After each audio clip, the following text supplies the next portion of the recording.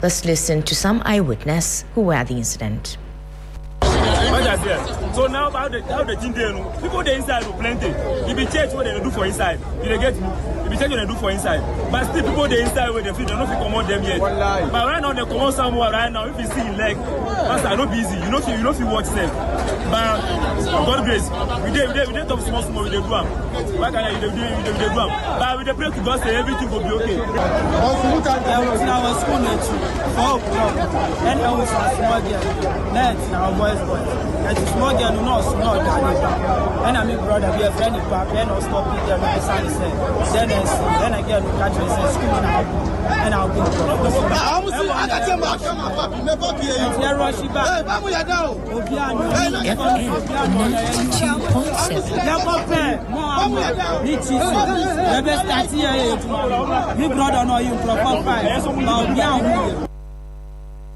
Those were some residents and eyewitness giving an account of what had happened at the Accra New Town, where 3 people have been confirmed dead while 20 others have been rescued following the collapse of an uncompleted 4-story building near the experimental DA school in Accra New Town.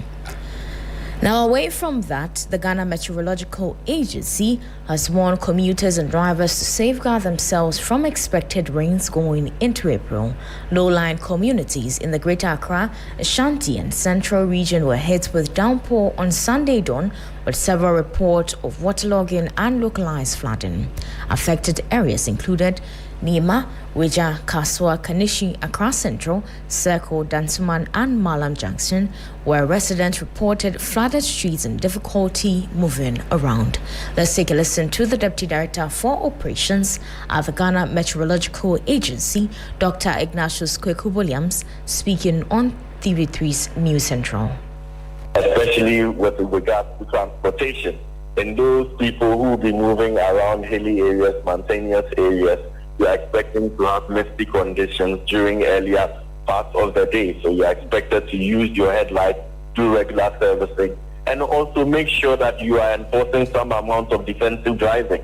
Always make sure you are maintaining the constant speed and your hazard lights, and also you are making sure that everything that you are doing is intact.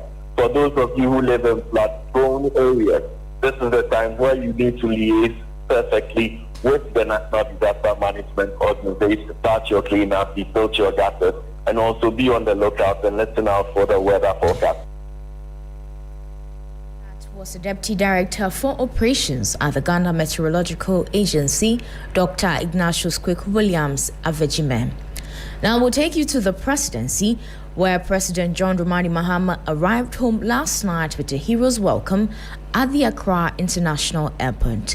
This is after the United Nations adopted a Ghana-led resolution which recognized the transatlantic slave trade as the greatest crime against humanity. Let's take a listen to President John Dramani Mahama addressing dignitaries last night. Handled in a very fragmented manner. And so the significance of what we did was to put it all together and put it on the highest global platform and put on record that this was the gravest crime against humanity. At the United Nations, Ghana stood not only for itself but for Africa and the global African diaspora. The adoption of the resolution declaring the transatlantic slave trade as the gravest crime against humanity is historic. People often ask, so what comes next? This resolution is just the beginning. It's not an end. We will work with our partners to translate this moral victory into concrete outcomes. President John Dramani Mahama there. And before we go, the founder and leader of Heavenway Champion International Ministry, Evangelist Patricia Isiama, popularly known as the Nagrada, has affirmed that her brief time in jail was God's way of letting her spread gospel in prison. The former fetish priestess turned evangelist disclosed this during a Thanksgiving service on Sunday that God used her to set up a prison ministry.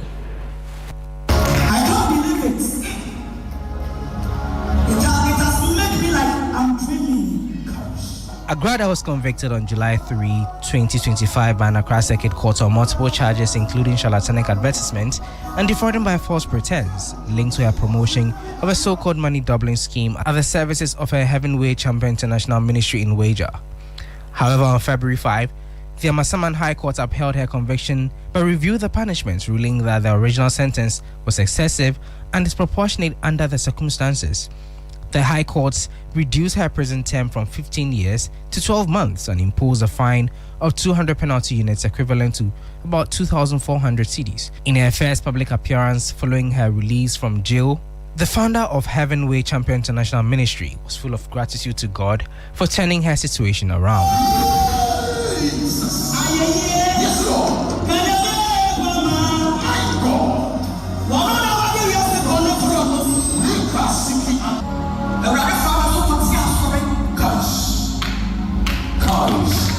God used me to set up a church whilst I was in prison.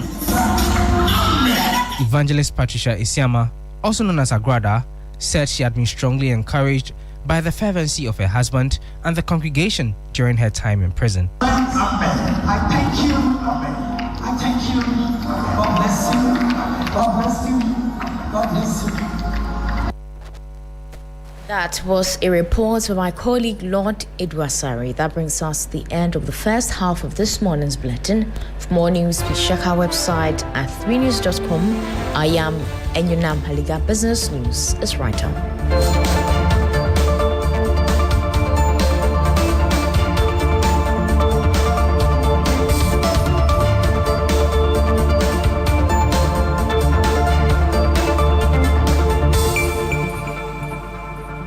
Follow us on social media, Twitter at 3FM927, Facebook at 3FM927, and also on 3news.com.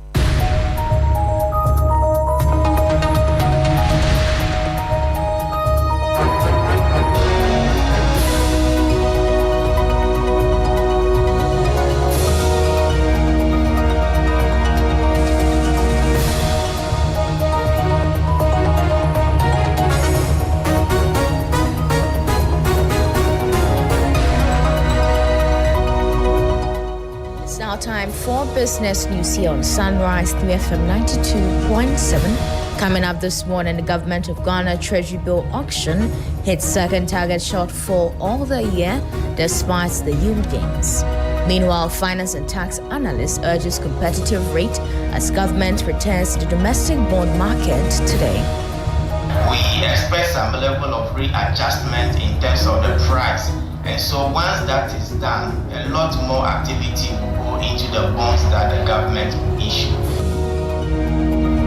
And much later in this bulletin, private sector poised for credit relief as bank signals lending surge.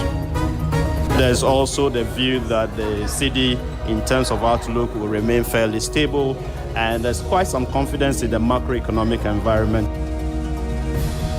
Details of our headlines and other stories, please stay with us.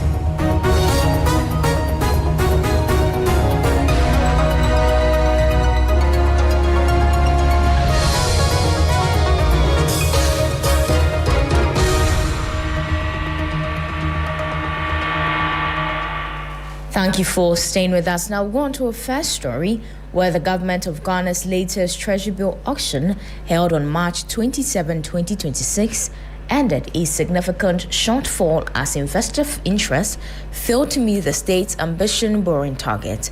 This is the second answer subscription this year. The subscription rate was 79.86%.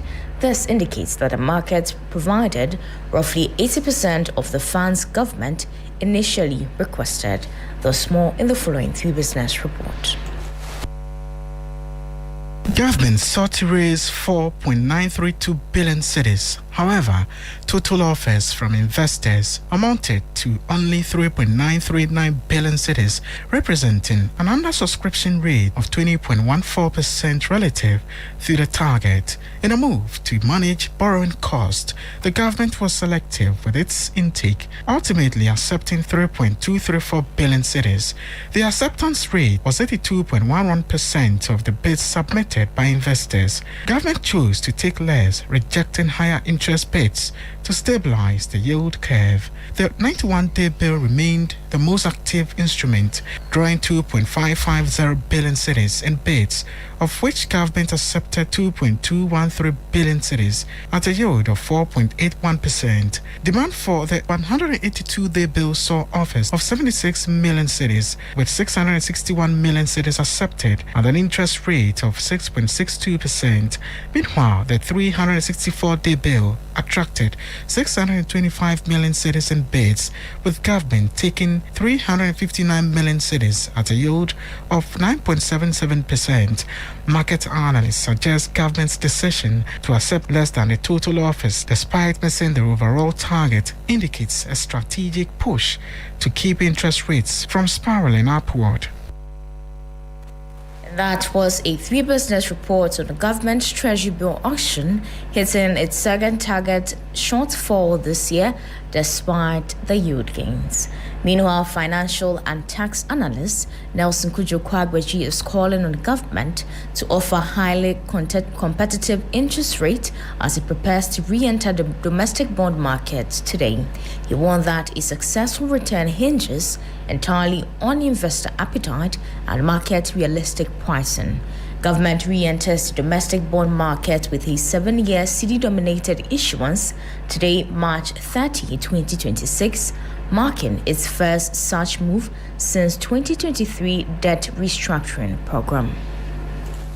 This will be the first cedi bond issuance since 2022, following restrictions imposed under the domestic debt exchange program in 2023, which halted new bond issuance after the country's debt default. Government is expected to announce the coupon rate on April 1, with settlement scheduled for April 7, 2026. We expect some level of readjustment in terms of the price. And so once that is done, a lot more activity will go into the bonds that the government will issue.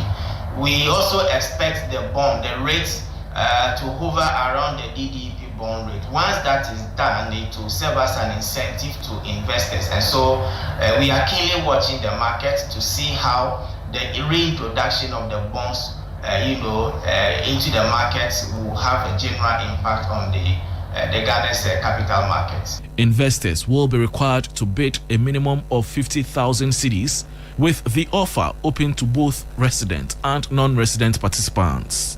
Proceeds from the bond are expected to support financing of projects captured in the 2026 budget.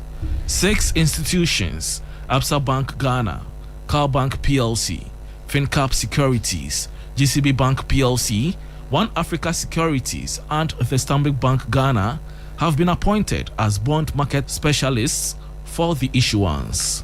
Government says the move is aimed at rebuilding a domestic funding program, managing liquidity, refinancing maturing debts, and restoring confidence in the bond market.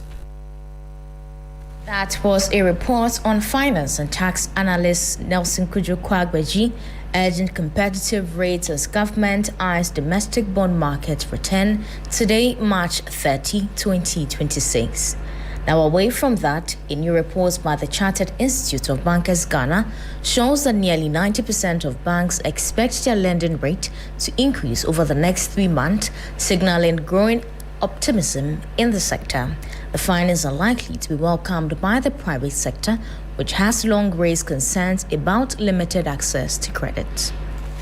The report is based on responses from 67 banking executives, including chief executives, heads of credit and treasury, as well as risk officers. It also shows that 97% of respondents believe the current policy mix, including the monetary policy rate, open market operations, and the cash reserve ratio, supports sustainable economic growth. Around 70% of banks say their lending rates currently range between 16 and 20%, reflecting recent easing in borrowing cost. Meanwhile, about 80% of respondents expect the Ghana cedi to either appreciate or remain stable against the US dollar in the next 3 months. This comes despite recent global economic uncertainties. CEO CEO of the Chartered Institute of Bankers Ghana, Robert Jato, spoke to the issues on the sidelines of the Institute's post-monetary policy committee engagement. Largely, banks expected that the policy rates will come down, but of course they were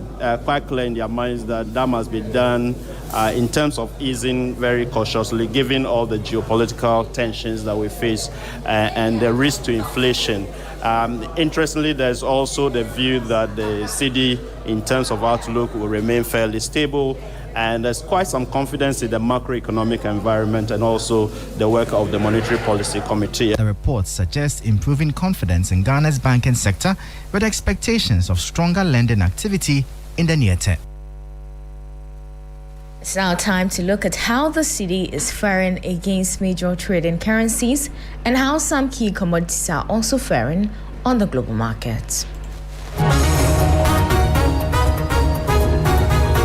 On the interbank foreign exchange market, the dollar is selling at 10 cedis, 97 pesos. It's recorded no change. The British pound is selling at 14 cedis, 58 pesos. It's recorded no change. The euro is selling at 12 cedis, 64 pesos. It's also recorded no change. However, be guided that these figures could be higher at a Forex bureau near you. On the global commodities market, Brent crude is trading at $112.57 per barrel. Gold is trading at $4,494.09 per ounce, up by $117.98. Cocoa is trading at $3,165 per ton, up by $1.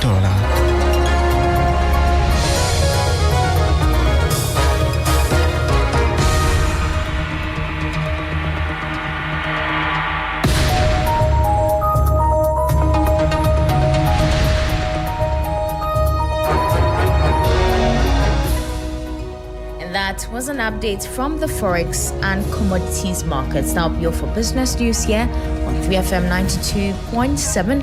For more news, please check our website at 3news.com. I am Enyunam Halika. Sunrise continues.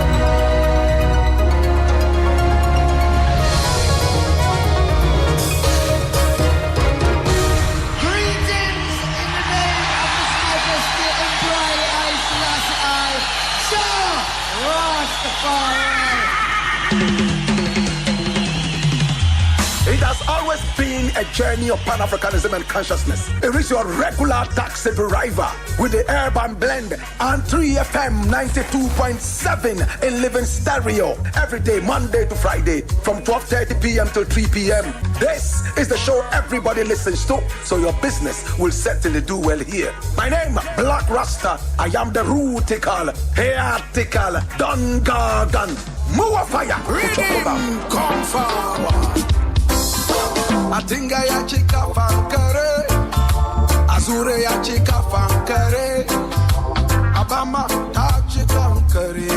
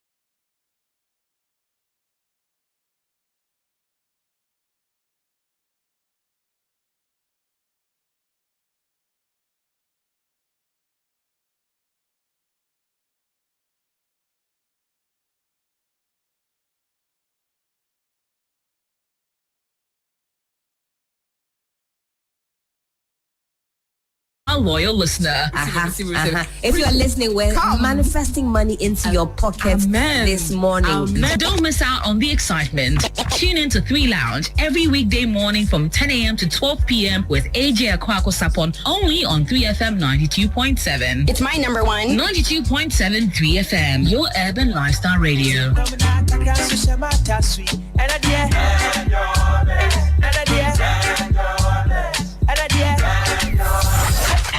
Sunrise on 3FM.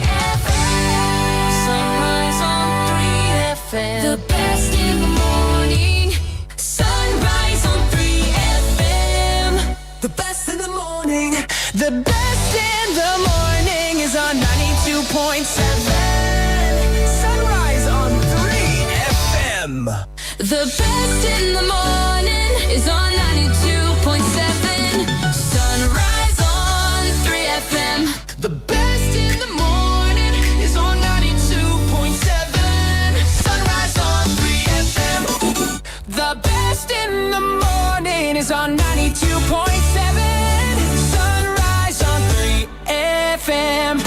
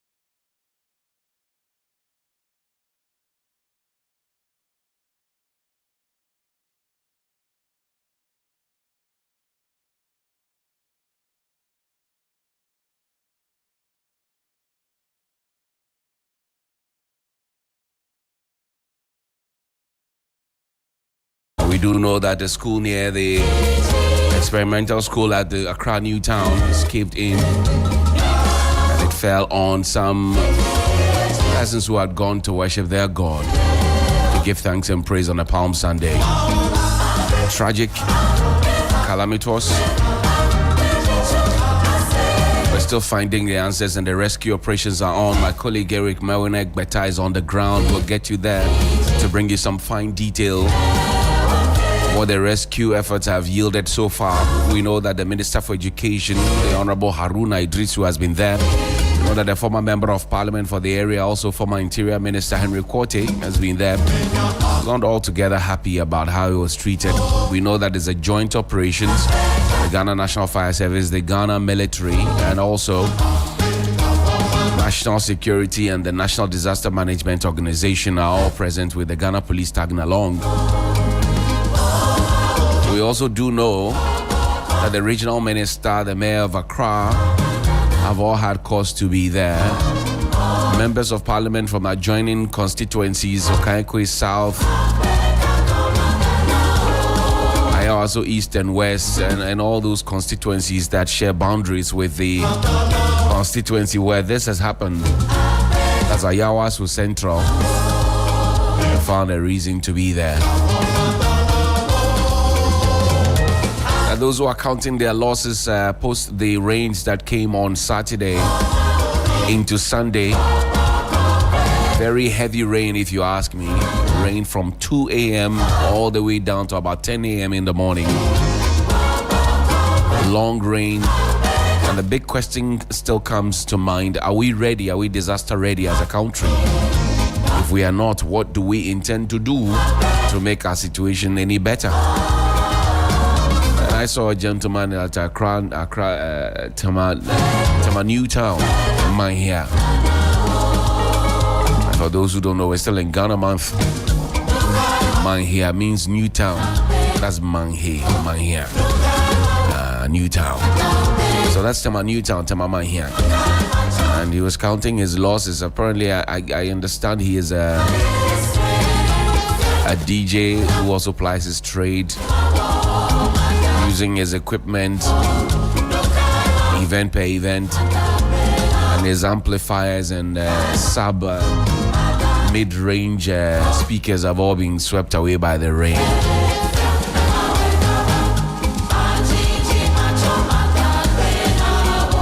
Sesento. He had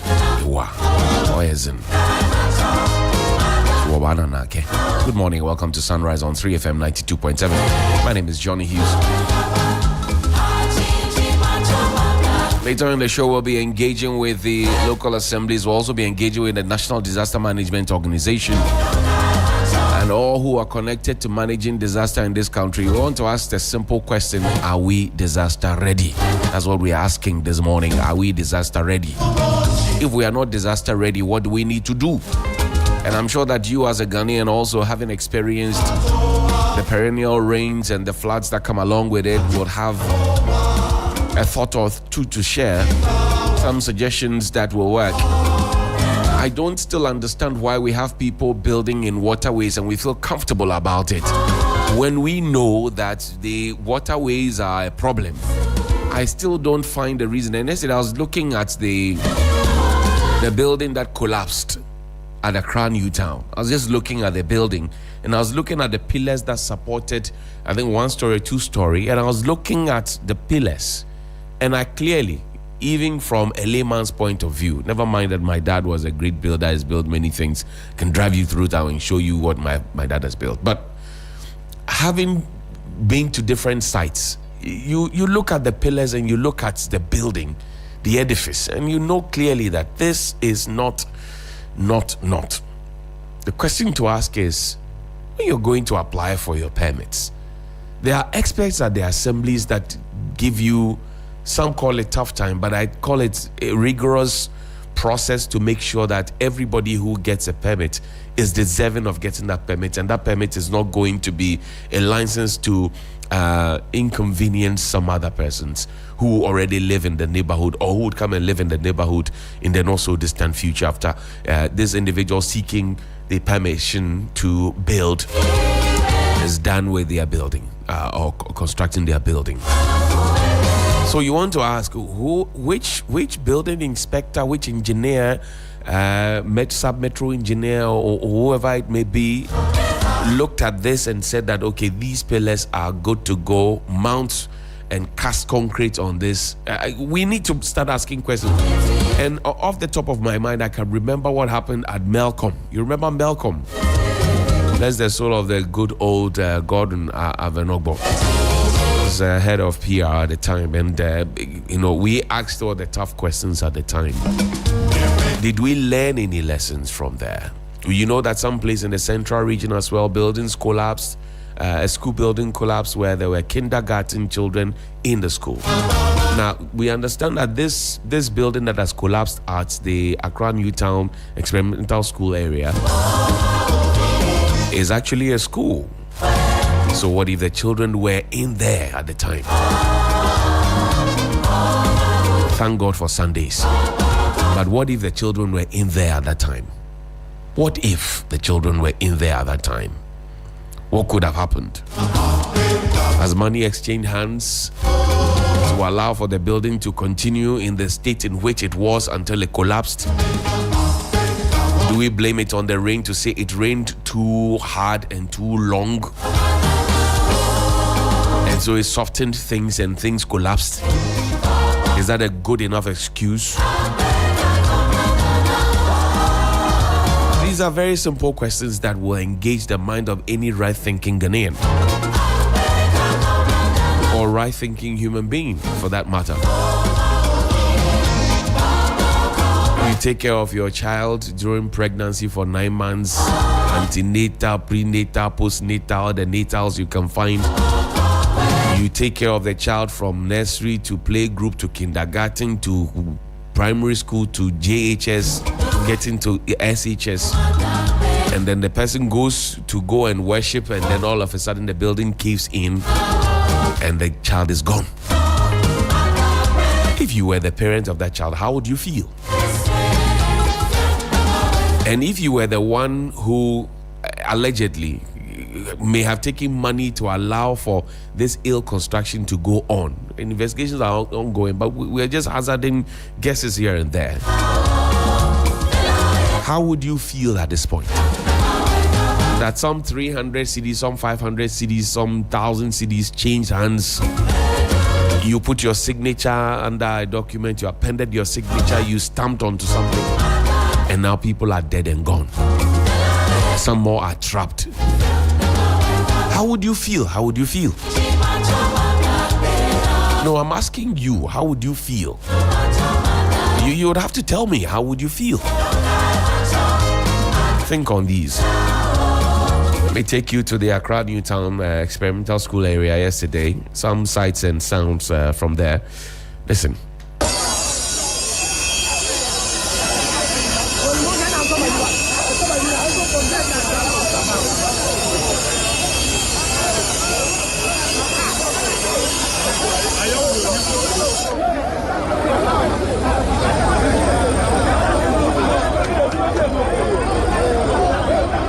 National interest. So the media that's why we'll be briefing you from time to time so that you can also send the message across. But being here is not safe.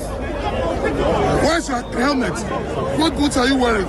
You are not properly attacked to be in the red zone. So please leave the red zone. Let's do our job and then we'll be briefing you. Can you help to protect us? We don't have to protect you to be here. The protection we are offering you is to get you out of the red zone. We will be briefing you from time to time because Ghanaians need to know what is happening. So please leave the place for us. Let's take center stage.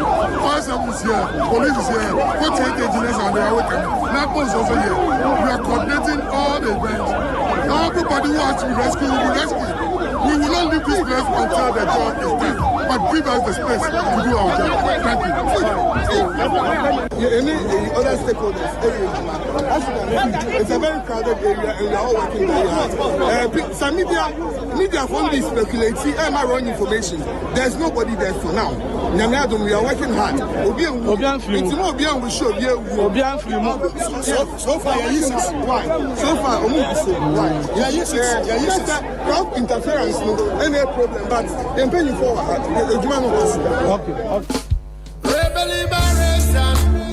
This was 9 hours ago. Alex Kinati there speaks for the Ghana National Fire Service. You heard the NADMO coordinator. Also not too happy about it. But there was also a gentleman who was not too happy about the situation. That's the Honorable Henry Quartey, former Minister for the Interior, former Deputy Minister for National Security, former Greater Accra Regional Minister, and former Member of Parliament for the Ayawaso Central Constituency. He served the constituency for 12 years.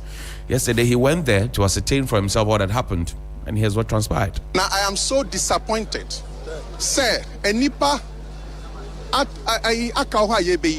now they are doing politics here. Baby, I'm not going to be and I want the whole world to know that after serving this constituency for 12 years, so if I don't have the right to be here, I am leaving. But I want the world to know, now this is bad politics. As someone to young, it's so disgraceful. It is so disgraceful. Bibi to a mini and this for Kabum and ye ready on way.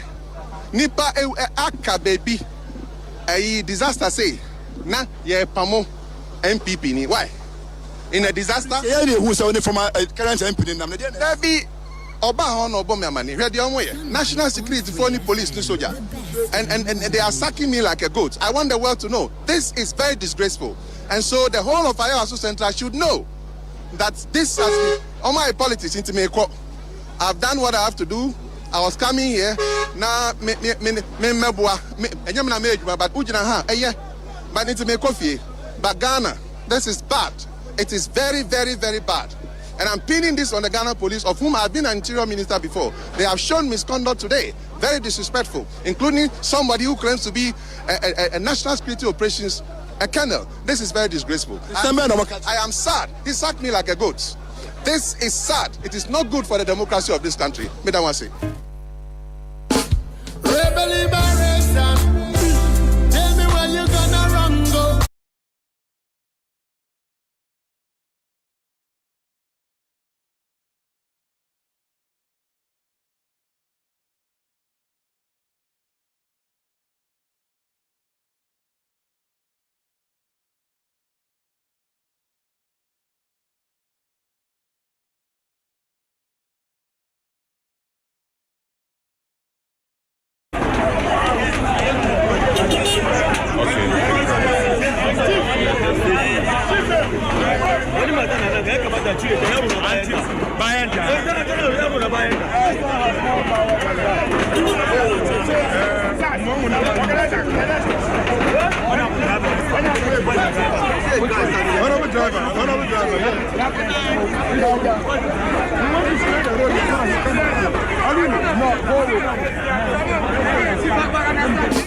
Rebel liberation.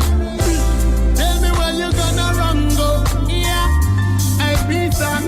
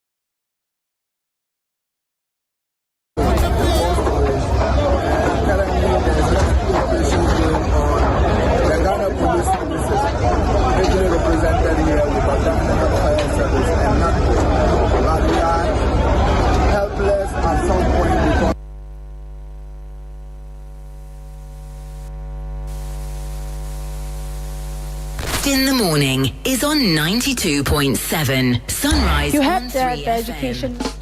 Rebel liberation. Tell me where you gonna.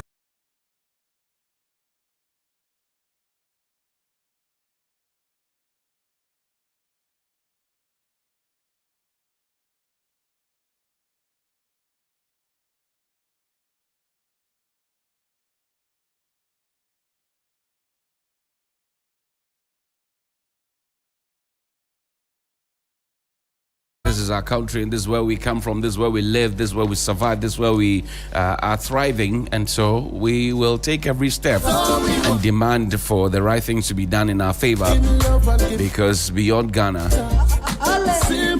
we don't have any other place to go. The Daily Graphic this morning says government to redistribute improved tomato variety seeds. Also, Omnibasic delivers 104% profit growth. Assets deposits double in 2025. It comes to the photo of Dr. Sidu. Is Daniel Sidu. He's the MD Omnibasic Bank Unlimited. Customs AI rakes in millions a day. Revenue projected to increase with full rollout. That's Thomas Ampamnyako. He's the Deputy Minister of Finance. Also, Trade Minister advances nation's interest at World Trade Organization conference. On the back page, Ghana faced German World Cup test. Otuado assures of strong response. Aputo, did I hear you say that? Because 5-0 there, 5-1. It spelled Ghana for us. The Ghanaian Times this morning says, respect Ghana's position on LGBTQ+. President Mahama tells international partners, and strong growth cements Omnibasic's market position, records 104% profit increase in 2025. Professor Tego calls for holistic approach to TVET and use part of Mahama Cares to tackle air pollution. Government edge. Dr. Osai Nyako is that vocal woman making that call. The Black Stars must make amends against Germany today. That's on the back page. The story by Andrew Norte. Mediama SC top again after 11 wonders win. And the Daily Guide newspaper says quicken Bogoso Prestia mine redevelopment according to their chiefs, and they are clad in red clothing with placards and protesting that the Bogoso Prestia mine redevelopment should happen speedily. Africa's AI policy response must be borderless. According to Dr. Mahmoud Bawumia, who is the MPP's presidential candidate going to the 2028 elections. Also, 73 billion Ghana cedis sole-sourced road contracts under fire. Comes to the photo of Kwame Govins Agboja, Member of Parliament for Adaklu, and also is a roads minister, doing some fantastic work. But I'm saying, well, you're doing well, but the sole-sourced contracts, and the questions have been asked. Sole-sourced contracts, are they against the law? Are they not against the law? Is a question of morality? You know, all those questions are popping up. But Kwame Agboja is still on the beat, constructing some more roads and improving them. He insists on X at least. Sunday floods displace Accra residents. And I was talking about little rains, big floods. There you have it there on the front page, and I'm sure you have your own experience about the water situation and the floods and your property, etc. Over 30 trapped in Newtown building collapse. We'll get into that in a bit. The Daily Gist this morning says, big push or big sleaze, NDC award contracts to cronies, and Ablakwa orders directors to welcome him at the airport. I'm sure it's happening this morning. 6:45 was the time that was announced in that letter. Upon Nkrumah blasts majority over gold board probe, and NPP deploys party officials nationwide ahead of crucial internal elections. Africa must build foundations first or miss AI revolution. Bawumia at London School of Economics. He was not there alone. He was there with Osahin Afenyomaking, Anod Dompre, Aliu Mahama, and some other members on the side of the minority. Also, Julius Deborah mourns slain Burkina Faso tomato trader, and that's the chief of staff with children of the fallen tomato trader at the funeral in Kufuor over the weekend. Also, the news center this morning. Good morning to Elvis Darko. Government floats new 7-year bond today, and majority caucus against accountability, transparency, according to Kojo Opong Nkrumah. Build, scale, and compete. Dr. Bawumia urges Africa to move from pilots to full-scale AI systems. MTNI's digital banking license in Ghana. Ralph Mopita is the president and CEO of the MTN Group, and Mr. Apia Kusi Adomako Esquire is the director, West Africa Regional Center of CATS. Now, what are they saying? CATS calls for state funding of viable civil society organizations. Energy lockdown sweep the globe. Ghana yet to act. And what should we be acting on? If you find the paper, I'm sure you will be able to find out the full detail. The Custodian newspaper is the final one for me this morning. It says gold for reserves probe will happen in future, according to Kojo Opong Nkrumah, who is telling the majority. Kojo Opong Nkrumah is literally missing prior to the elections, but he's active, alive, and well, and speaking. We love to see more of Kojo Opong Nkrumah speaking and taking a backbench and hiding. Bawumia outlined 6-point policies to make Africa global AI leader. NDC caught in sole-sourced road contract deals. 63 million euros being spent to fix a road built at 23 million euros in 2016. I'll take that again. NDC caught in sole-sourced road contract deals. 63 million euros being spent to fix a road built at 23 million euros in 2016. Mr. Suleiman Abrahima is executive director of the Media Foundation for West Africa, exposed the road contract deals.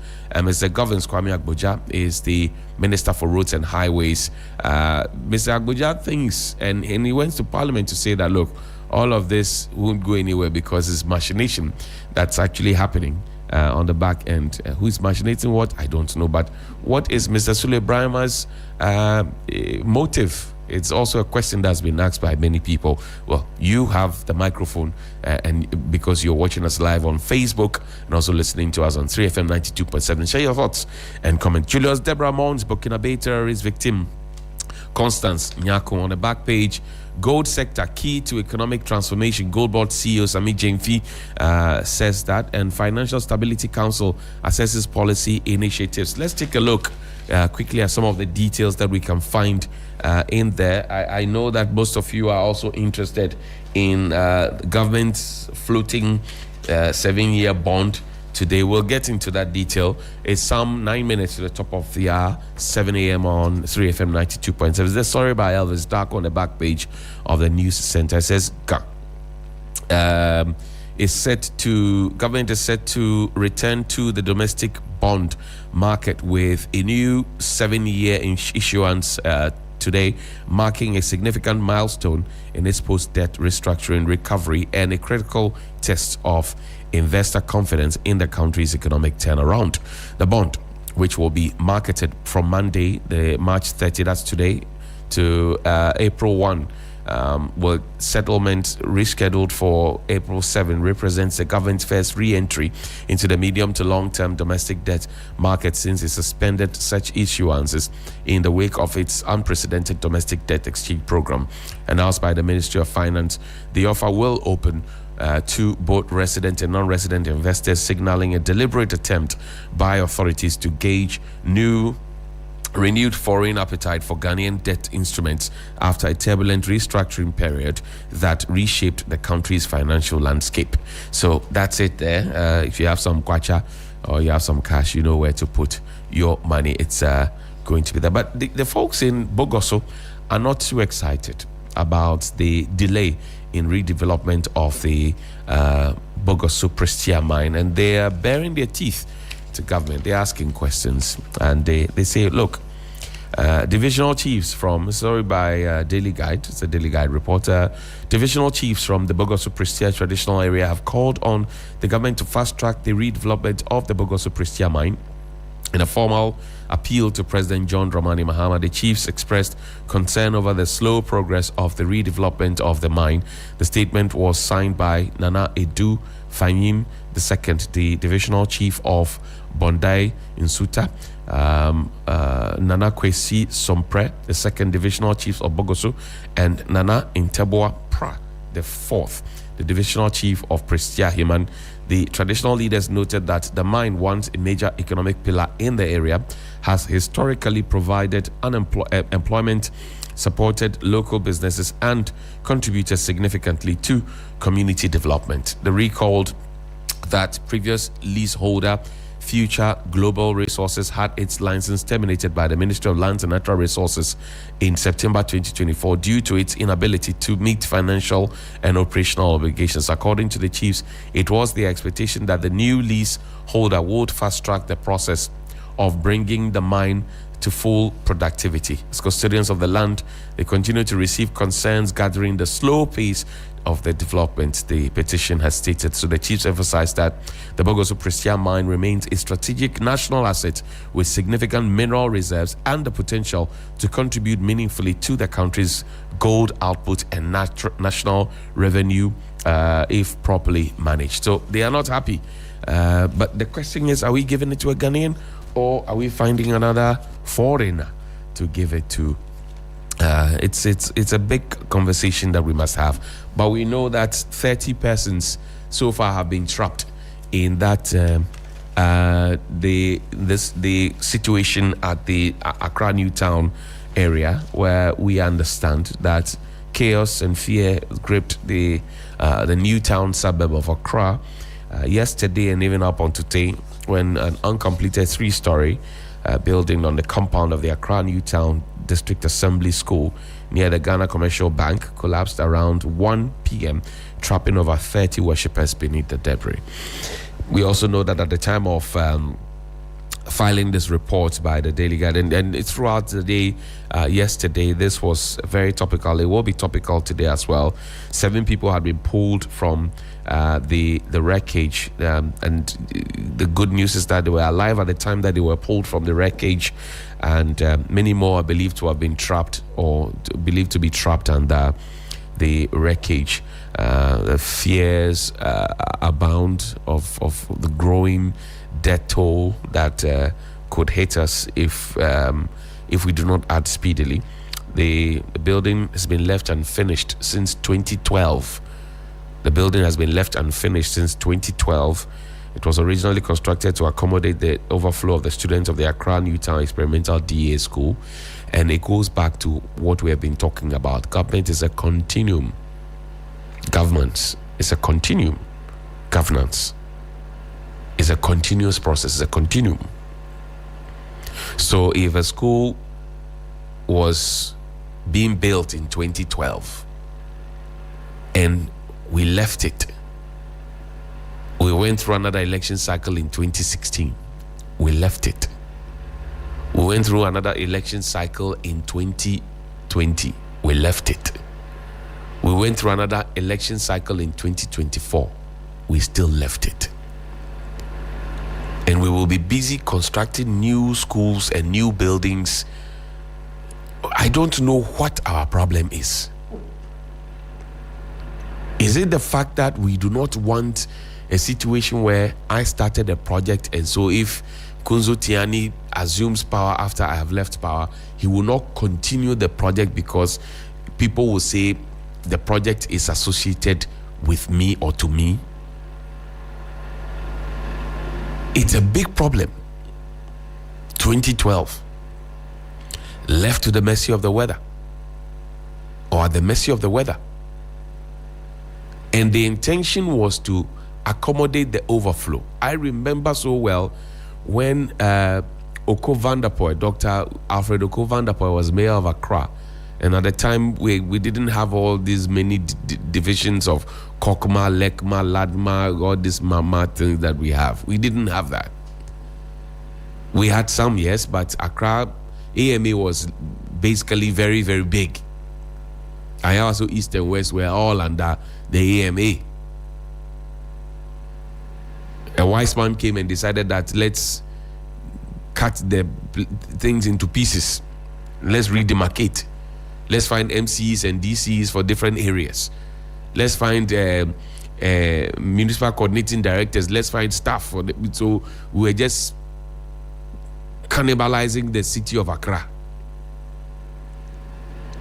Now we have finished. Investigations are ongoing, but I suspect that this used to be a project of the AMA. The AMA is no longer in charge of that Newtown area, so the AMA may not want to invest in it, which makes sense because then the area also takes money. The assembly there also receives money. Property rates, business operation permits, market tolls, etc. 2012, 2013, 2014. By 2022, we had already done 10 years. We are in 2026, 14 years. So the question to ask is, how crowded are those classrooms? Because this is supposed to be an intervention to make sure that the pupils are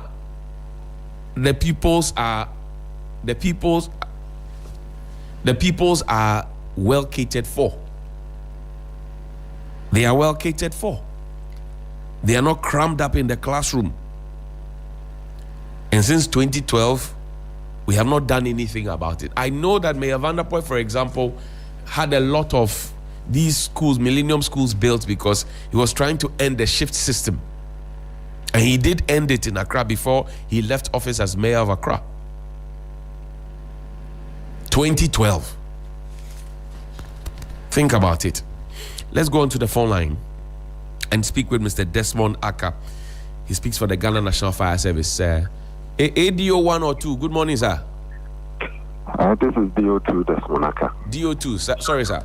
Now, how are you, sir? By God's grace, I'm fine. Yourself? Where are we now in this Accra Newtown incident, the rescue mission?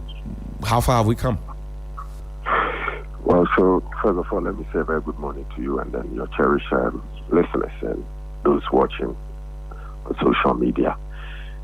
In fact, I can confidently say that as at this morning, let's say about 10 minutes ago, we have succeeded in clearing most of the debris, and our checks, nobody was found trapped under the rubble. Right. And therefore, as at yesterday around 11:41 p.m., we had established that 23 persons were found under the rubble when their structure collapsed. And fortunately for us, we were able to rescue 20 of them, out of which 15 of them were females. And then, how do you call it, the remaining were males. They were transported to various hospitals. I think 37 had about 12 of the victims, whereby the police hospital also received 6 of them, and UGMC had one, totaling 20. Unfortunately, we lost 3. That is 2 females and then 1 male to the structural collapse that we witnessed at Experimental District Assembly School. Let me, on behalf of the Chief Officer and management of the service, express our heartfelt condolences to the bereaved family who have lost their precious beloved ones. We only ask that the good Lord consoles them in this difficult moment. We want to assure them that investigations into the collapse is underway, and we hope that the root cause as well as the remote cause would also be established so as to put in place the required policies and measures to forestall a similar incident from happening in the near future. And then we also understand that those who were sent to the various hospitals are recovering. Right. And as of now, we have not recorded any fatality. We are only praying that it stays like this, so that at least our efforts will go in vain after going through all these Achillean tasks of going under the rubble to bring out these precious ones. Yesterday, one of the difficulties that we encountered was the rush to the scene by most of the residents there. I mean, they didn't help our cause, even though security was tight, but the people were very, very difficult to control. But we did our best under the circumstances to keep them at bay, to enable us to effect the rescue that we did. But we would also want to admonish the public that in times like that, especially those who get to the scene as early as possible, should do well to call us early. So yesterday, when we received the distress call at 5:01 p.m., it took us 16 minutes to mobilize the first crew to get to the scene. Right. So if you check the response time, it was quite good, and that really helped us to rescue 3 people when we initially got to the scene. So had it not been our intervention, it meant that a lot more casualties would have been recorded. So instead of them thronging the scene, interfering with the rescue effort, filming, and doing all manner of things that do not augur well for our effectiveness as emergency responders at the scene. We would urge them to stay away and then call us as quickly as possible, so that we can also come in to effectively deliver on our mandate. And I must commend the various emergency responders, i.e. our men who tirelessly got there first and then coordinated to get the ambulance, NADMO, the military, and all the police and all the allied forces to also come in. I mean, the coordination was superb. We pray that in future we'll be able to collaborate more, do a lot more simulation exercises to kind of prepare to be able to handle such emergencies effectively, so that more lives could be saved. I get the sense that this must have taken a heavy toll on your men, because you've been on your feet for hours on end. Some will say you are trained for it, but in terms of your men, tell me, are they in the right spirits at this point? Well, I can say that even though we got there as quickly as possible, one of the initial challenges that we encountered was inadequate resources to be able to pass through the boulders and then to kind of do effective search and rescue. But notwithstanding, we were able to do what the available logistics could help us to do. And therefore, this also brings to the fore that the fire service needs to be adequately resourced, because if we are well resourced, that is where we are able to bring our expertise to the forefront when emergencies like that happen. And because we were handicapped, that is how come we had to call in for support from other agencies. But elsewhere, it is the Ghana National Fire Service who primarily take charge of such scenes, and therefore they are not handicapped. But yesterday we had to really suffer a bit because of the lack of the needed logistics to be able to cut through, to create the needed space, right? Even do a thorough search and rescue to avert even some of the losses that we had. I know that when you get on to the grounds to do your work, beyond the challenges of resources and machinery that you don't have, you also have people walking up to you to dictate to you how to do your work. Did you face that at Accra New Town on this occasion as well? Yes, in a normal circumstance, it's quite an often thing that we experience. Most often than not, when we get to emergency scene, I mean, people, excuse my language, who knows next to nothing about our operations will just be issuing instructions left, right, center, right, commandeering you as to what to do and all that. So that is how come we also did not hesitate to call in for police assistance. So right. When the police came, it really helped us to kind of ward off interference from members of the public.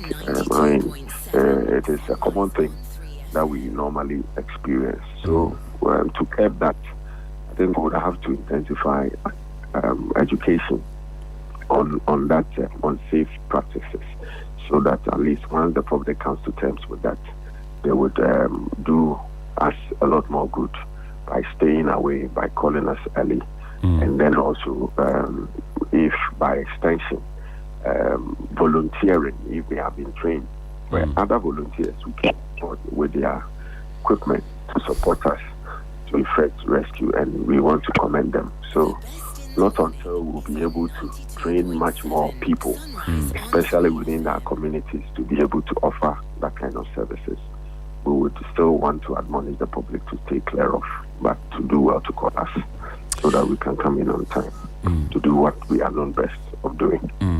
Now, I know that you mentioned earlier about lack of resources.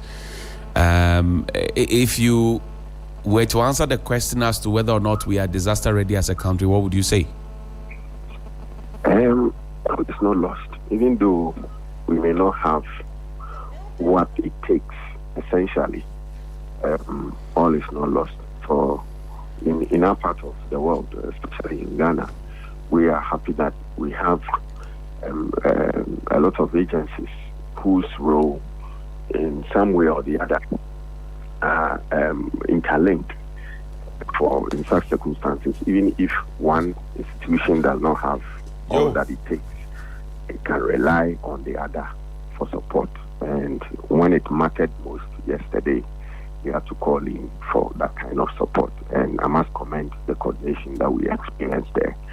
We are only praying that we'll be able to do more, such that we are not praying that a similar situation should happen, but if it should, we should be able to do better than we did yesterday through to this morning. Now, again, the question about the strength of the building. I know that it's early days yet, investigations are ongoing to ascertain the real cause of the tragedy that we have on our hands now. But then you look at a building that's been abandoned since 2012, being at the mercy of the weather. You look at the size of the pillars, and on the ground yesterday, a lot of people were making those suggestions that this should not have been left alone, and the building itself, the structure, should not have happened at all. I know that the fire service sits on the various assemblies that look at or okay building permits. What have you to say about this? Well, for what we learned yesterday concerning this affected building, we would want the Ghana Education Service to be able to speak to it as to whether when it was put up and those considerations, why they were not able to complete it, and then under whose authority was the building given to some persons to conduct services or businesses there. So those things, I think it would be better for us to get answers from the Ghana Education Service and to also get to know whether the building has the required permitting to be able to put it into operational use or into operation. We need to be able to get answers from them in that regard. So this one, respectfully, I would indulge you to knock on their doors for answers to some of these questions. Now, we also know that this incident site will have a lot more people coming around there even today. Now that you have told us that you have rescued all the people, unfortunately we lost 3 of them, but those who have been rescued are receiving treatment and responding to the treatment. Would you say that you have closed operations there, or are your men still on the ground? Yes, even though we can say that we are through about 95% through with the clearance of the debris, our men are still on standby to ensure that every debris, every piece of construction work is taken away from that site, like that there wouldn't be anything that would pose further risks to any persons or the community members that may want to use the facility. So we'll remain there until such a time that we'll be able to clear every debris from that space. That area is also a school. It houses the Newtown Experimental School. Are we looking at conducting a structural integrity test for the remaining buildings within that enclave so that we know that the children are at least safe from and secure from all alarm? Definitely, those things are key. That would help us to unravel the root cause of this particular unfortunate collapse. Therefore, we'll do that. Yesterday, there were even talks with the MCE to ensure that not until the debris are cleared, the school should be kind of suspended for us to be able to do that. So I'm not too sure whether today they would even open the other section for school activity. But maybe in the course of the day, the assembly or the education service maybe collaboratively would issue a statement to that effect. And then we would know exactly the way forward. But like I said earlier, we would continue to remain on the scene to ensure that every debris is cleared to ensure safety of the place.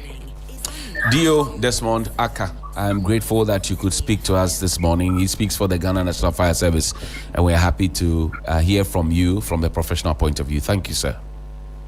My pleasure. Great. And you heard him, Dio Desmond Aka. He's a divisional officer, Desmond Aka. He's with the Ghana National Fire Service. He has a father who couldn't hold back his tears and emotions yesterday, having learned that he had lost his daughter. Listen. My firstborn. Everything. My firstborn. Everything now. Everything now. Everything now.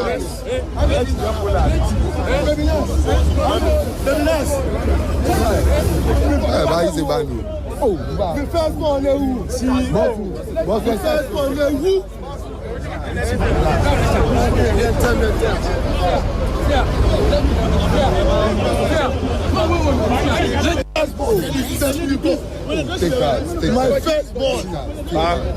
Everything. My firstborn. Everything now. Everything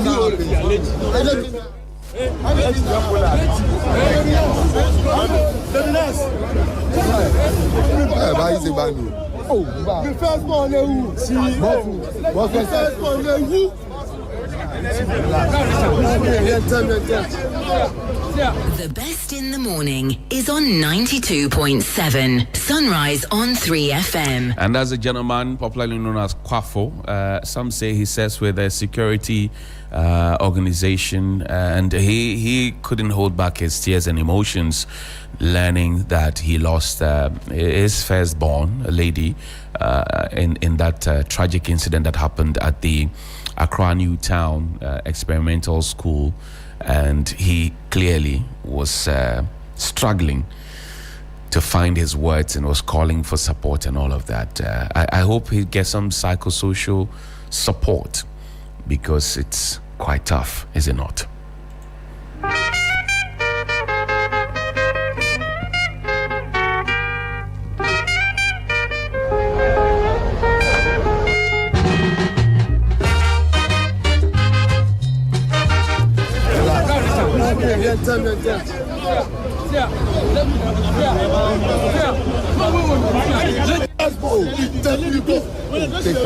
My firstborn. Everything. My firstborn. Everything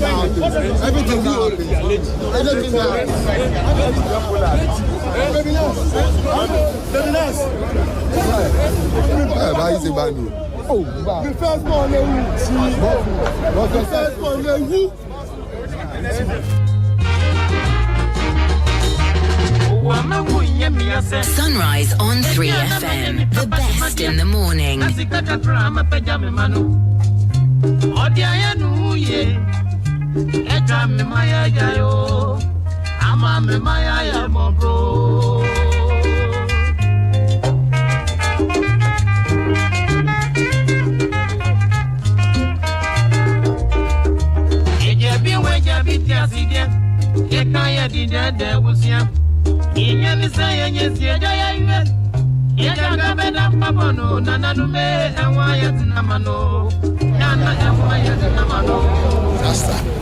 Upon arrival here, we established the interagency collaboration with the NADMO, which is the lead agency, as well as the Ghana Police Rep, the National Ambulance, the Fire Service.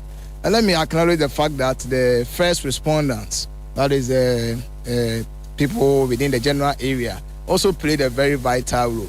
So since our deployment, series of activities have been conducted.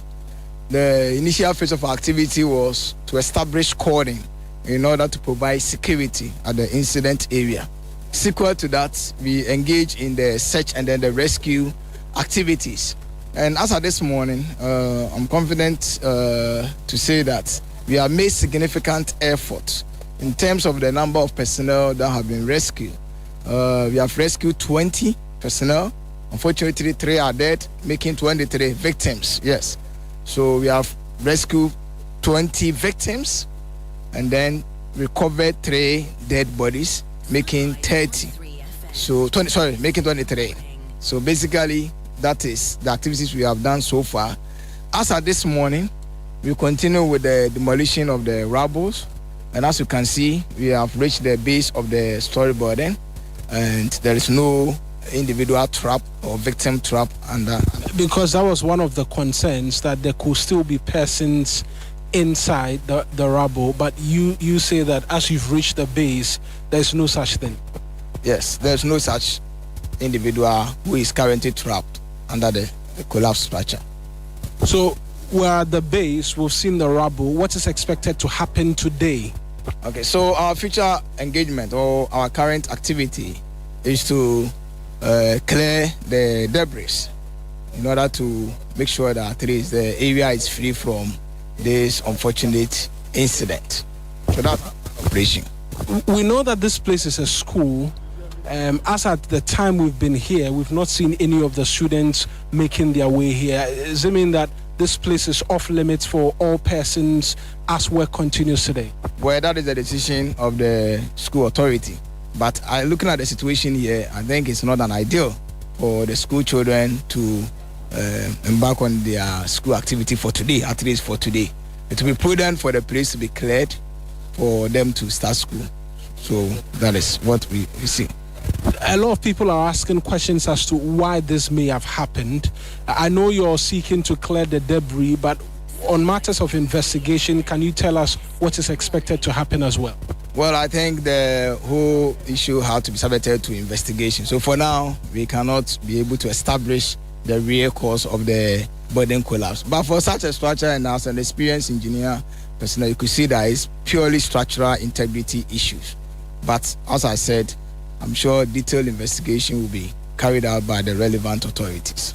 In terms of the work that is expected today, personnel who are supposed to be on the ground, can you provide us details of that as well? Well, what I can say is that we have a coordinated strength of personnel from all the sister security services for us to carry out the activities that are likely to happen today. But in terms of the figures, I can tell you that at least for the military, we have about 30 personnel on ground. Nadmo yesterday, there were about 50. But as the work has reduced, we may not need that significant numbers. We aim to reduce the numbers at the site. So, but the fact remains that we have adequate personnel to be able to carry out the remaining activities. Just by way of last question, in terms of the persons, the victims who were rescued, if you've gotten any word as to the state of their conditions outside of the 3 who died? Well, as at this morning, the information we have is that some of them are in a very stable condition. As at last night, we also heard that 3 of them had been discharged. But because we are on ground here, we have not had physical contact with these victims. We really hope that, they will be treated and then discharged. Means we've also not been able to get details from them as to what may have happened when they were here. No, we haven't obtained any details from them. Thank you very much. Thank you. That's Lieutenant Colonel Amponsa, who's just been providing details for us. We understand a lot of the work is expected to take place from here on in, and that's the side of the rubble, ground zero. We've seen a lot of the caterpillars and what have you stationed. We understand no other individual is caught up in this rubble as at this time. They've gotten to the base of the structure, which is very evident to see. He also tells us that the school authorities have decided on good word not to have students or pupils, I should say, return to this place where 3 persons have lost their lives, 20 others receiving treatment. He tells us that 3 of them out of that 20 have been discharged. They will seek to clear the rubble, and investigations as well will begin. He's an expert engineer and says that per observation and having been a civil engineer for quite a while, the base and the integrity of the structure is called into serious question as to what it is that we may have seen. Yesterday, when the Interior Minister was here, he made suggestions as to the municipality writing to the owners of the building as to the structural integrity. And so 2 separate accounts as to integrity. We've had eyewitnesses as well make reference to the fact that the building was weak and there were surprised persons were doing anything with respect to using the structure amongst other things. But as it is now, this is what we have, and this is what we know with respect to the incident which happened yesterday. We've seen a lot more in terms of military deployment from the engineers regiment of the military, who obviously will have a lot of expertise in terms of matters like this, and they will come in handy. We're hearing from on the ground taper trucks amongst other things coming around. As we arrived here this morning, we've seen personnel from the fire service as well who came through and brought in equipment earlier. Like we had Lieutenant Colonel Amponsa tell us, it's a coordinated approach towards this. The entire area has been cordoned off with not just tapes but as well barricades, and they are keeping all the residents away from this place at this particular point in time. But also of interest is there are homes and shops as well, all who operate within this enclave. We've seen some of the residents come out as we've been here and make their way out headed towards work. Some come out to seek to catch a glimpse of exactly what it is that's been happening. But this is a situation, shops and businesses, persons who live close to this place, all affected because this entire place has become a ground zero of some sort, where investigations will be expected to take place, where also persons are not allowed easily to come through. And so this is a pathway for a lot of people who are going to work, amongst many other things. All of that has ceased. The roads have been blocked. Vehicles are not moving in or around this place. Even as we continue to bring you these details, officials of the military continue to urge that the media persons move away from the side of the scene, because work is going to begin in earnest to seek to clear the debris from the accident scene since we've been here all throughout. And that's what the situation is at this particular point in time, as we continue to provide you details of. There's a command post as well, which has been here, where there's been coordination all throughout by the respective security agencies. But this is where we are at this particular point in time. The resident NADMO coordinator as well for the municipality is also here seeking to provide in terms of some detail as well this morning. They would have been first to get to the site. I will seek to get details as well as to exactly what it is that may have happened in terms of eyewitnesses and some others. But here's where we are at this particular point in time. Let's try and get a bit more in terms of details from him as well. I realize that there are no people trapped in there. So as of now, what numbers can you confirm for us? Do you have it offhand? Okay, what I have offhand, I think we are having 19 currently which are alive, taking treatment at the hospital, various hospitals. 3 confirmed dead. Yeah. 3 confirmed dead. Exactly. So for you, this morning you are here. I've seen security officials all on ground and north. What is the next line of action? Okay, the next line of action is for us to make sure we get the place clean, collect all the debris here, then we can take it up from there. From the authorities, whatever directive they are going to give for us to maintain the place. Because since you can see still school building over there, and as of now, the kids will still be resuming. Once they resume, we need to set them up. Other than that, it will be difficult for them to even come and stay in there and learn as well. So we do know that every life indeed matters, and so that situation happening, can it be a blueprint so that probably as part of your work you can find a way to assess the structural integrity of buildings so that even before they do collapse, we can evacuate people and all to have conversations around that? Yeah, exactly too. Yeah, that's as you are saying. Yeah, it has to serve as a blueprint for all of us.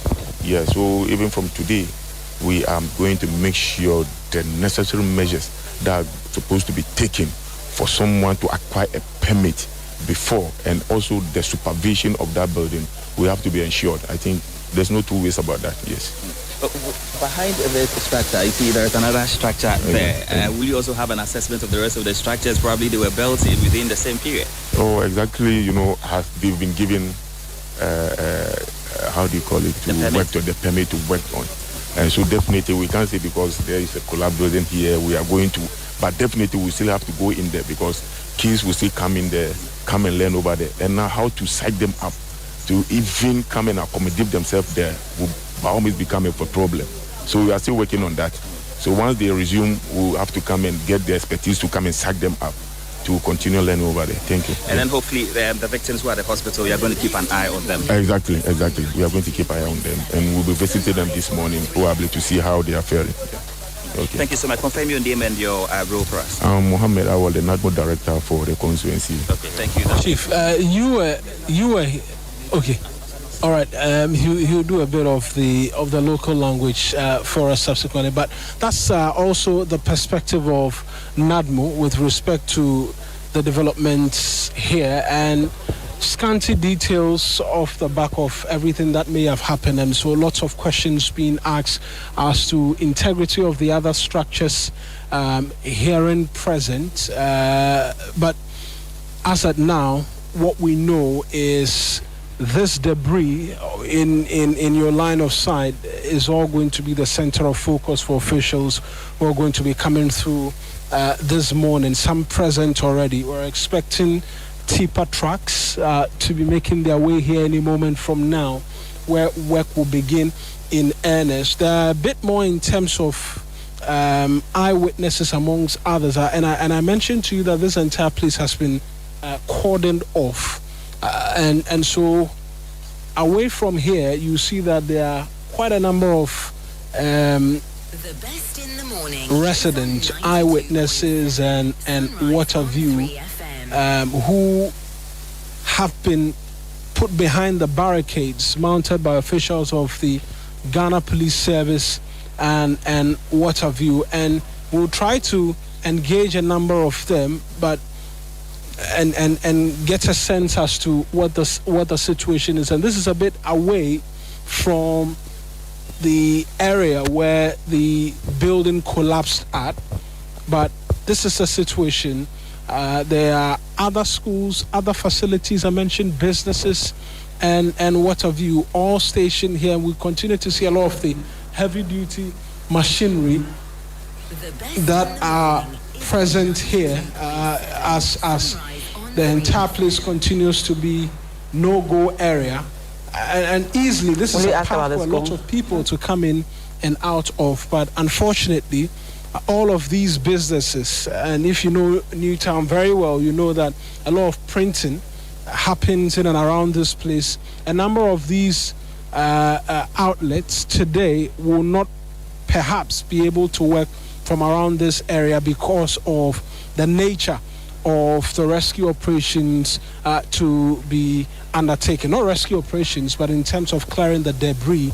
We see a lot of exposed metals and what have you, and it will be an area which will not be quite prudent to have people in and around in terms of getting work done. I would try and engage a few of the individuals in terms of what may have happened. Open Yankasa Kakra, and then we'll get an understanding as to what they have made of the situation as well. But in terms of persons to get to the scene first as well, we'll seek to get a few of these individuals as well to share some few thoughts with us as to what may have happened and the concerns in and around this structure. But still quite a lot of eyewitnesses in and around this place, even as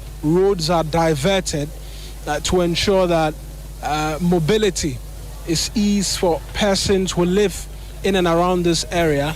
We're seeing a lot more of the young persons as well who assisted in the rescue operations yesterday coming round again to try and get a sense as to what may happen. We're seeing wires and some other materials which is going to be aiding in helping to carry out some of the work expected today, making their way through in around this area. A lot more in terms of personnel, not just from the military as well, but ordinary Joes who are contributing in their small quota, bringing in equipment here and there. And we're seeing blades which will be used and pliers and others which will be used by personnel. They are seeking to get a confirmation from the police officials to help them understand that they will be contributing to a lot of the work that will be taking place in terms of helping to clear the debris from this place. We're seeing some school kids as well, not quite sure whether or not they are making their way into the part of the school which got collapsed, because we understand this is the entire structure was part of the school, and part of it has collapsed as well. But like I mentioned, we will seek to get a bit more in terms of eyewitnesses for you as well this morning to catch a sense really in the aftermath of everything that's transpired, an understanding of first off what may have happened, what the concerns may have been in the lead up to yesterday, and now that's happened, family and what have you, in terms of persons who can help provide some bit details as to what may have happened at this scene here. And so we're still here. It's exactly some 26 minutes to the top of the hour, 8 here on TV3, or at the site of that unfortunate incident from yesterday where 3 people now have been confirmed dead and 20 others receiving medical treatment at the respective health agencies across hospitals in the capital. And from what we understand, all that is left to be done today is a clearing of the debris here in terms of being able to begin investigations frontally going forward as to beginning to unravel what may have occasioned this particular incident. But of the many things we understand, one of such is that the integrity of this structure may have been one in question and may have resulted in what it is that we've seen. We'll try and as well get authorities from the school, authorities from the school as well, to get an understanding, because what the officials tell us, Lieutenant Colonel Amponsa, is that it is the school's decision to shut down the facility until the work is done. It will be good to get an understanding from him as well as to what may have informed that decision, and then going forward we will know what to expect. But we're live as well on 3FM Sunrise as well as on TV3, where we're seeking to get an understanding. A bit of the individuals here not being too willing, and you can understand, not be too willing to speak to matters they may not have knowledge of just as yet, because a number of the individuals have been urged to make a retreat, and for now, persons who are a bit close to the structure are all indoors. We in fact tried to catch a word or two from a number of these persons initially when we got here, but persons have been quite unwilling because of wanting to understand perhaps a bit more in terms of what is happening. But that is what we know thus far in terms of updates from authorities present, and also a bit more in terms of eavesdrop from persons who were having conversations as at the time we arrived at the site of this incident. And we're making our way back onto where all of this happened and unraveled at, to catch a sense as to whether or not the machines have roared back to life. But they haven't quite yet, because there's an of the arrival of some tipper trucks, right? Tipper trucks, which will it will make sense, because they'll have to load these onto tipper trucks outside of this place to clear the ground completely as well, to catch a sense as to what may have happened. And if you look at the structure again, you tell that it wasn't just housing a place where persons were also going to chat at.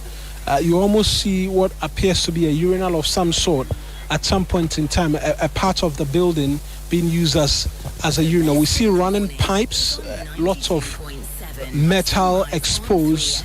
A number of you watching at home and following on radio may have seen pictures as well as to what the structure looked like, and has got a lot of people asking questions as to why that was allowed to be. In terms of the understanding we've received, at least from what the minister told us, was that caution had been sent to them to desist the use of the structure, but unfortunately, they continue to use it, and until we saw what happened yesterday. But this is what we know thus far in terms of what may have transpired, and we'll seek to get a bit more in terms of details for you as to as many people as possible. But we'll get some eyewitnesses now as well. Some persons who are a bit willing to share details with us as to what may have transpired from this place. But this is where we are. I've just seen as well personnel from the Ghana National Fire Service again arrive with more men, new set of equipment as well. I see ladders and what have you, in addition to what it is that they already have here, and it suggests that perhaps in the shortest possible time we could begin to see a bit more in terms of action on the side of individuals here. I'm beginning to catch word perhaps that we could be having a bit more in terms of personnel from other areas as well joining in this, the municipal chief executive for instance. But let's try and get to one of the eyewitnesses. Boss, now what has he ansana Niamanisi oka ofie wanfa. Maybe I'm going to fear no. I didn't see no, me Rossi here. Me phone crown me kita crown me who be a tren crown sana obi fa phone in brain. But I didn't see a pena. Yeah, Rossi here. Yeah, ni boy area boys in Rossi here kiti. Na ebe here. Omo ebe to me ayi omo ni nti ayi omo but nkoda no yesu omo nkoda no antumi ayi omo. Ese baby I didn't cause see here no. Yantumi ayi nko omo ebe to me a help omo. Omo na etumi zi here ansana. Nkofo kura estati eba echiri so on say na dey enti so far no media beji mi oji dey say ni sure say nkofo no asan wo wa dwen kire no nkofo no so omo do so but omo blue 25 so what I say nkofo no omo blue 25 but you see 25 na yayi but omo confirm say asan but mi so mi utumi say omo blue 25 yayi wo. Okay, ma me bisa wa asem we o Ute hase omo ba asori wa hase no utai hu omo ba asori ya stop omo they are back at some say omo nja church no ama MC no aba wa omo cheki ahwe say na omo be ye building that was last month or say last 2 months omo be check here and omo say omo be hwe say na omo be ye building ye but ama omo ndi band we be share hu say ma obia anko honum wow omo di beti mintumi hu the reason why omo fa so omo di be ye omo sam di omo tumi be ye nim say church there tumi ye 1 hour 2 hours bi na omo probably no tumi ye 24/7 tumi ye church in 24/7 so what you see tumi ye first second third and say na numra anga so obe ka so oye eyi. Oh, na omo ba sorry a o ti ha say na omo ba sorry nipa dodo sen na wo hwa ya omo ba omo do mintumi no obi hu o TV so me sure say omo hu o TV so omo fro o so wo ntumi nche omo ba nkrofo dodo omo ba omo do so pa omo do so mami bia me expect say me ni sure say ya hu no enu say enu say ne ma begina ha say almost but me nim say omo hunu ye hwe wo about mame no and say expect say maybe e be hunu and say na yesu ya ko ye nim net ya and ono we tire ya ono ye oso for so ye nim ti area enti ono ye hunu enti ye nim there is the echo and say ya hunu and say na be confirm say we see but me video say me sure say go for no o masawo enra mo ha say no time ben potty na best in the morning 3:30 to 4 no dey see ansana start here was ansana up to daybreak and as you come make kwakwada Jalo kwa minjari. Me view my bread anka sana me see me relax taka. And me film there. And ya machi ya me the PA, me send the PA.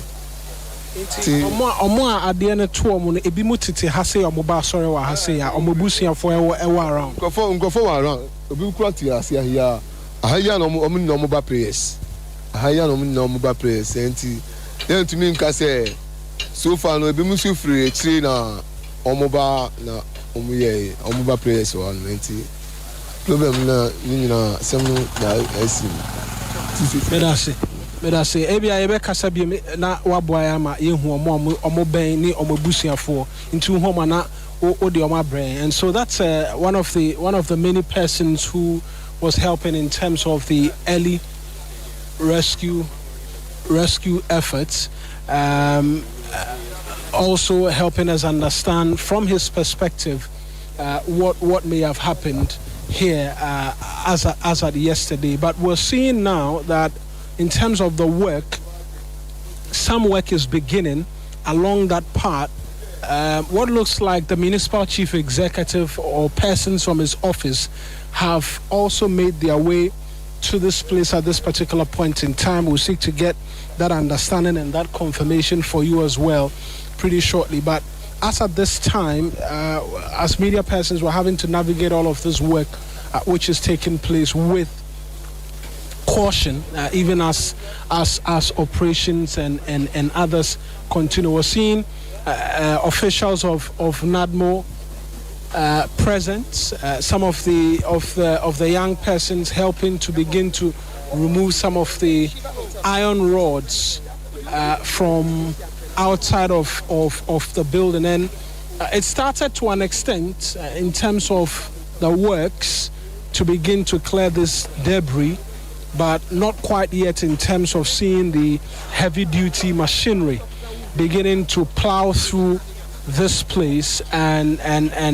beginning to get a sense as to what ground zero or the bare floor would look like. We've had an eyewitness who's presented their position in terms of what they believe as the officials who are here, who say they've reached the base of the structure as well and believe there will be no other individuals here.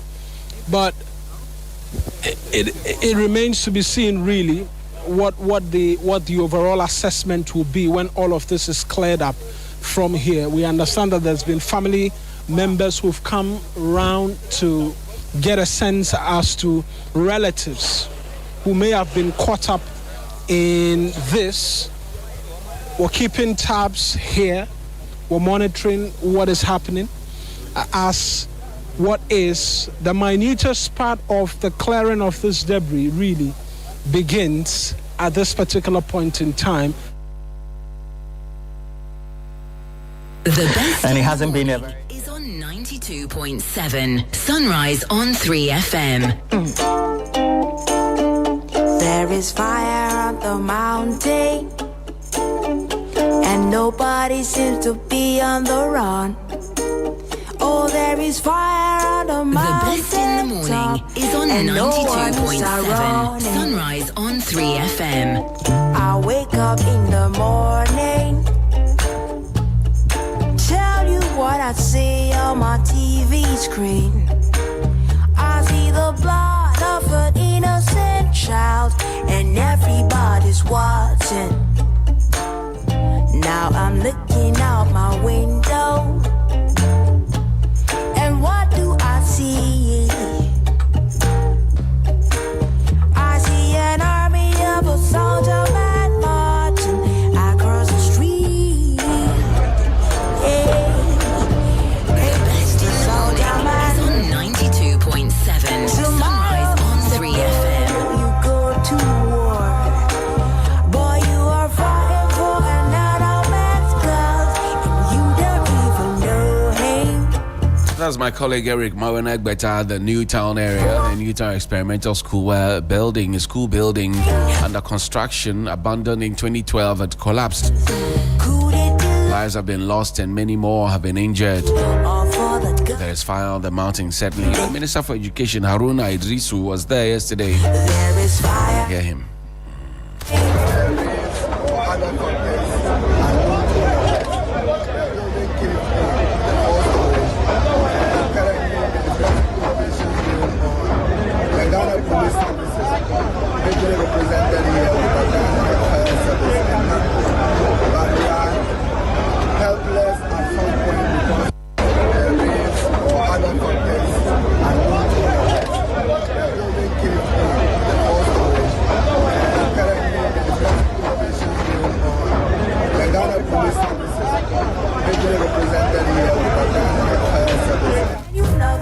We'll take a break. When we return from this break, we can get deeper into this matter because we also know that the Sunday floods that displaced residents of Accra is also key on the agenda.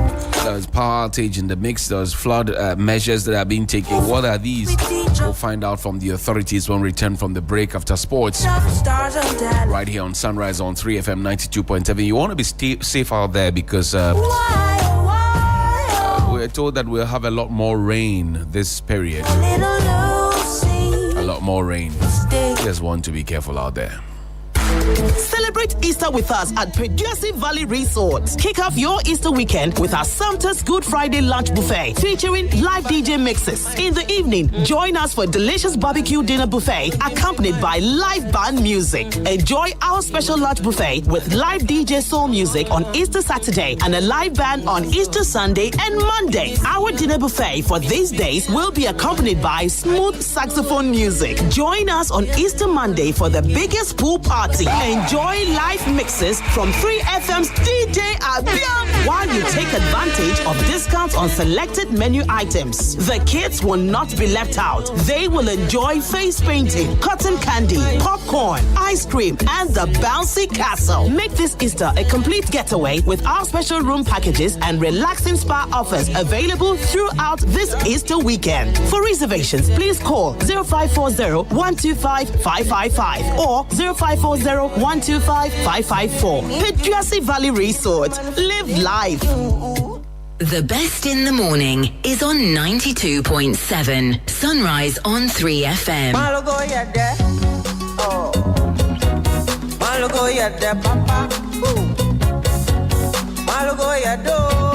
Sunrise on 3FM. The best in the morning.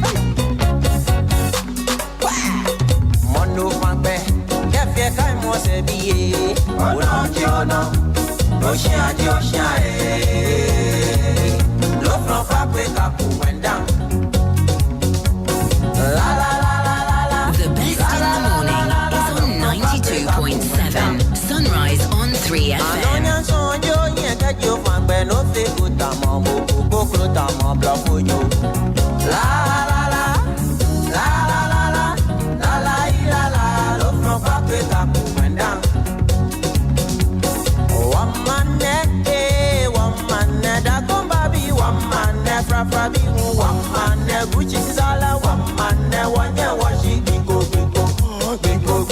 Solazo.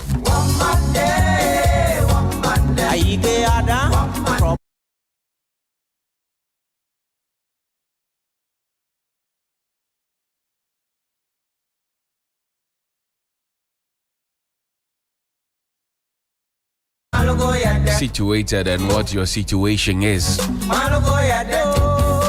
And if you live around the Newtown area as well, tell us what your thoughts and comments are on the happenings. Schools of thoughts, various schools of thoughts. I'm suggesting that, well, the government had moved to demolish the building now. Some people have done jandam with it. But do you consider lives over and above jandam, or do you manage your actions that the state has given to you as against the jandam that could possibly be done? Our lives have been lost. How do you explain it?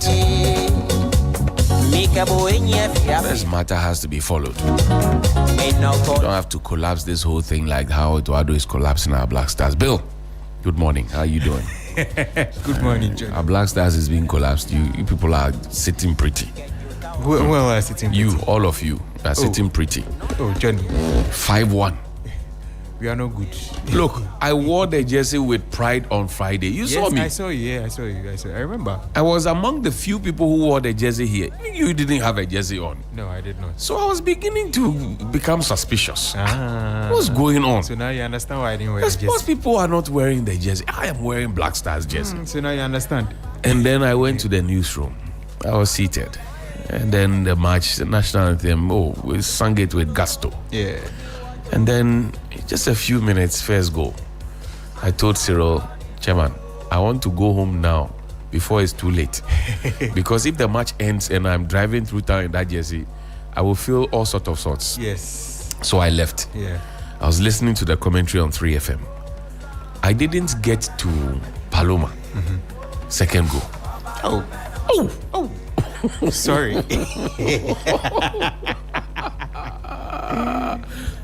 Then today, I'm going to advise you to eat very early. No, that's why I did not wear any Black Star thing today. It's good decided, you didn't wear it. Yeah, because I couldn't take it. Yeah. I mean, today might be worse, so it's fine. What's going on? Oh, Otuado, no, we are not ready. I'm telling you. Oh, did you hear what Otuado said recently? Yesterday. He said what? He said if he's eating fufu, he use his hand. If he's drinking soup, he use the spoon. Okay. If he's eating rice, he will use the fork. Do you know why he said that? So different strokes for different folks or different strategy for different teams. Yes. He should give us a break. Is it serious? His strategy is based on the team you face. But you face the team with a certain strategy and they scored you 5-1. Yes. They spelled Ghana for you. Yes. Ghana. Yes. Ghana 5. Yes. And you still have the mouth to talk. Yes. Somebody is enabling Otuado wrongly. I'm telling you. I'm telling you. Somebody is enabling Otuado wrongly. Somebody is giving him some full fans. I'm telling you. Because the kind of vim that he has to even come and speak. And you know, a journalist confronted him and said, look, you are better as a scout than as a coach. Yeah, I remember that day. He got angry. There. But somebody asked him, I said, Chairman, you are better off as a scout, oh. Because this coaching, the way you are coaching the Black Stars, no. We have seen coaches, we've seen Giuseppe Dosena, we have seen Otofista, we have seen Sam Dodu, we have seen Jones Atukwefiu, we have seen coaches. Yeah, coaches. What you are doing is nya. Even the coach that coached Otuado. Yes. Was this how he handled the team? Was this how he handled the team? This is the way he's doing Black Stars now. Trunka, Nyama, Basa, Chaka, Koto. Ebo modern. Asa brutal. Onim ele noko. Over today you have to eat early. Oh no, I've taken steps. Oh, okay. To ensure my life. That's good. Oh no, Eshabodo. We might really drink today, so just. You mean Germany will give us more goals than Austria gave us? Oh, Charlie. Germany might absolutely destroy us, so we should be ready. I'll be so shocked if the scoreline is respectable, like a 1-0, 2-0. I'll be shocked. So why wasn't Benjamin Asari used? We do not understand. But you want to take the man to the Blacks in the World Cup. Hopefully he's used today. We'll see. You want to take the man to the World Cup.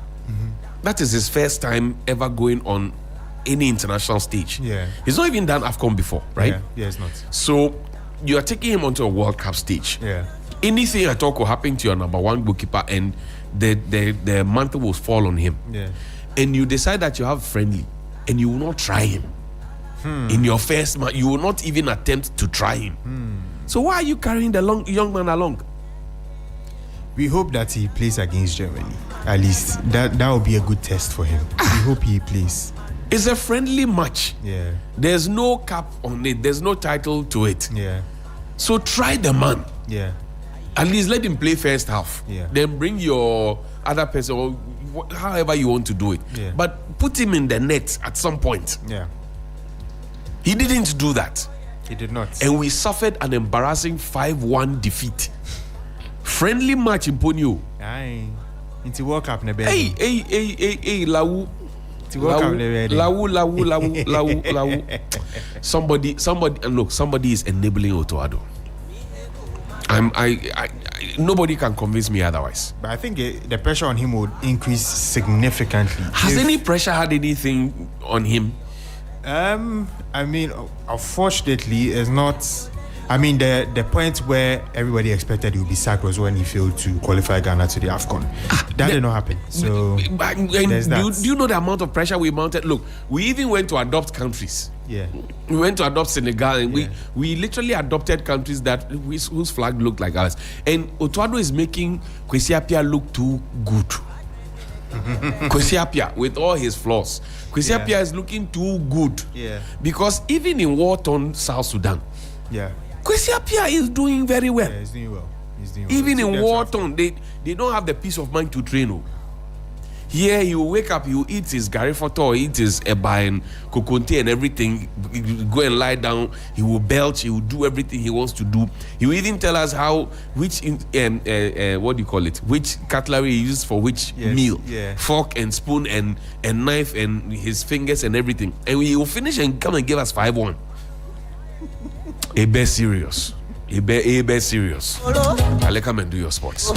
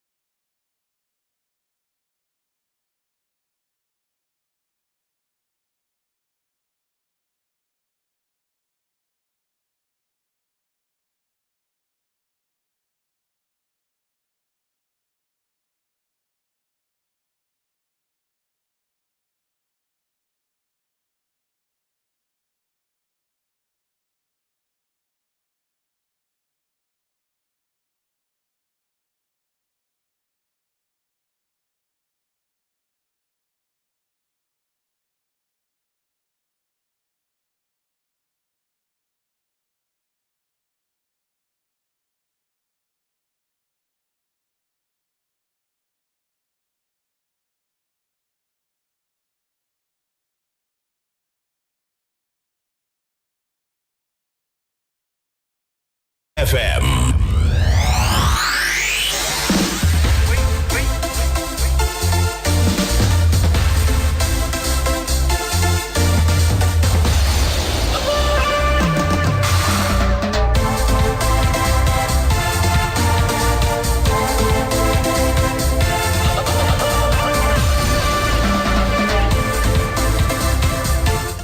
Hello, good morning and welcome to Sports here on Sunrise on 3FM 92.7. My name is Bill Ishen. We start off from the Black Stars because they have a high-profile international friendly against Germany for today.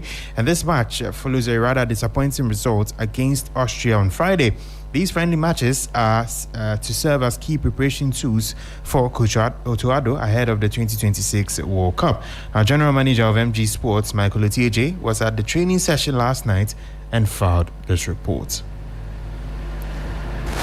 So just gone by the press conference by Otuado. As you can see in the background, the Black Stars players preparing for a game tomorrow. Full stadium, I imagine, on Monday. Ghana and Germany, as I've repeatedly said, strong footballing history between the two sides. This will be the fourth meeting between the Black Stars and the Germans. The first meeting was a friendly all the way back in April 1993. The Black Stars taking a first half lead against the Germans in 1993 in Bochum. The Germans coming back to score 6 in a 20-minute spell to win by 6-1. On that occasion, it led to quite a lot of colossal issues within the national team about leadership, about technical competence, and it changed a lot of things. There are those who are watching the Black Stars now who say that could be the case as well. Having lost 5-1 to Austria on Friday, there is a certain sense that the Black Stars coach Otuado needs a strong result to be able to get anywhere close to retaining his job. Now, whatever that strong result is, Otuado says it doesn't play on his mind, and that all he's thinking about is how the players step out onto the pitch and do as well as they can. And he reminds us that even after he had qualified for the World Cup, there were conversations about his future. Let's listen to him. My job is always under threat. Always. Even when we qualified for the World Cup, people were calling for me to step down. So it's always under threat. But if you, as a coach, think about these things, you won't get far. So I don't really care. For me, the most important is like I prepare my best and I do the best for the team to do their best. And that's it. So it's not, for me, really, to be honest, it's not really relevant. This question, we just try our best and that's it. Otuado says that the team has learned an incredible lot. He didn't want to give anything away in terms of whether the players whether there will be any major changes and that sort of thing. But he says that he thinks that the team needs to learn how to react a bit more to going back and a bit more to setbacks on the pitch. When I asked him, the one thing that he was keen to change about the way the team played last Friday. We had a really, really bad start. So looking from Austria's perspective, they got 2 gifts to lead. And for us, it's a learning process. How do we deal when we're behind, and then we have to do better? And I've mentioned over and over again the strong footballing history between Ghana and Germany. Otto himself was born here in Germany, in Hamburg, and another Hamburg-born player, Raphael Konisdorfer, is one of those players who is in line for a start against the Germans. He was born here. He plays his club football here. He was part of the Nations Cup squad 2 years ago or 3 years ago in Cameroon. That didn't go particularly well. He's not received the call up yet, but with the goals constantly drying up and with the sense that the national team needs a bit more freshening up front, Konisdorfer is hoping that he gets the call and that he makes the most of it. Of course, it's a special moment for me. My mother is from Germany, my father from Ghana, but in the end, like the coach said, I'm playing for Ghana. I'm proud to play for Ghana, and I will give my best. I'm, of course, a little bit nervous. Maybe it's the first time, but I do my best, and I hope I get some minutes. So the stage is set. Big game. The fourth match between Ghana and Germany. 2 actually have gone the way of the Germans. A 6-1 win in that massive Bochum disaster defeat. A 1-0 win in Johannesburg in a group game of the 2010 World Cup. And a thrilling 2-2 draw between Ghana versus Germany in Fortaleza. A similar result will buy Otoado some space. A similar result to the one that happened in Bochum in 1993 could prove disastrous for the Black Stars coach. It will be interesting to see what happens. That was a report by Michael Otieje there. Now, 3 Sports hit the streets to engage some fans ahead of the game against Germany, and here is what they had to say. Not Germany, bro. We go collect. It's not looking good, bro. It's not looking good. The blasters is not looking good at all. Bro, the coach Akasa is a problem. Like, the coach himself is a problem. So I don't have any expectations. So wherever we are going, the World Cup, we should lower our expectations. Maybe something might happen, but for now, I have zero expectation for Blasters. What do you expect from Ghana against Germany? Oh, this is our first Nigerian match, isn't it? So inshallah, we will improve on that, inshallah. So this match, for the start, we are now seeing our feet. So we know how to play the next game, inshallah. A friendly match, but we aren't expecting this. We expect maybe 2 against 1 Australia, but 1-0 is too much. It's too much. Actually, I've even lost confidence that I brought from the home. I'm so sorry we got this, and we are expecting that maybe next game Ghana will do the best.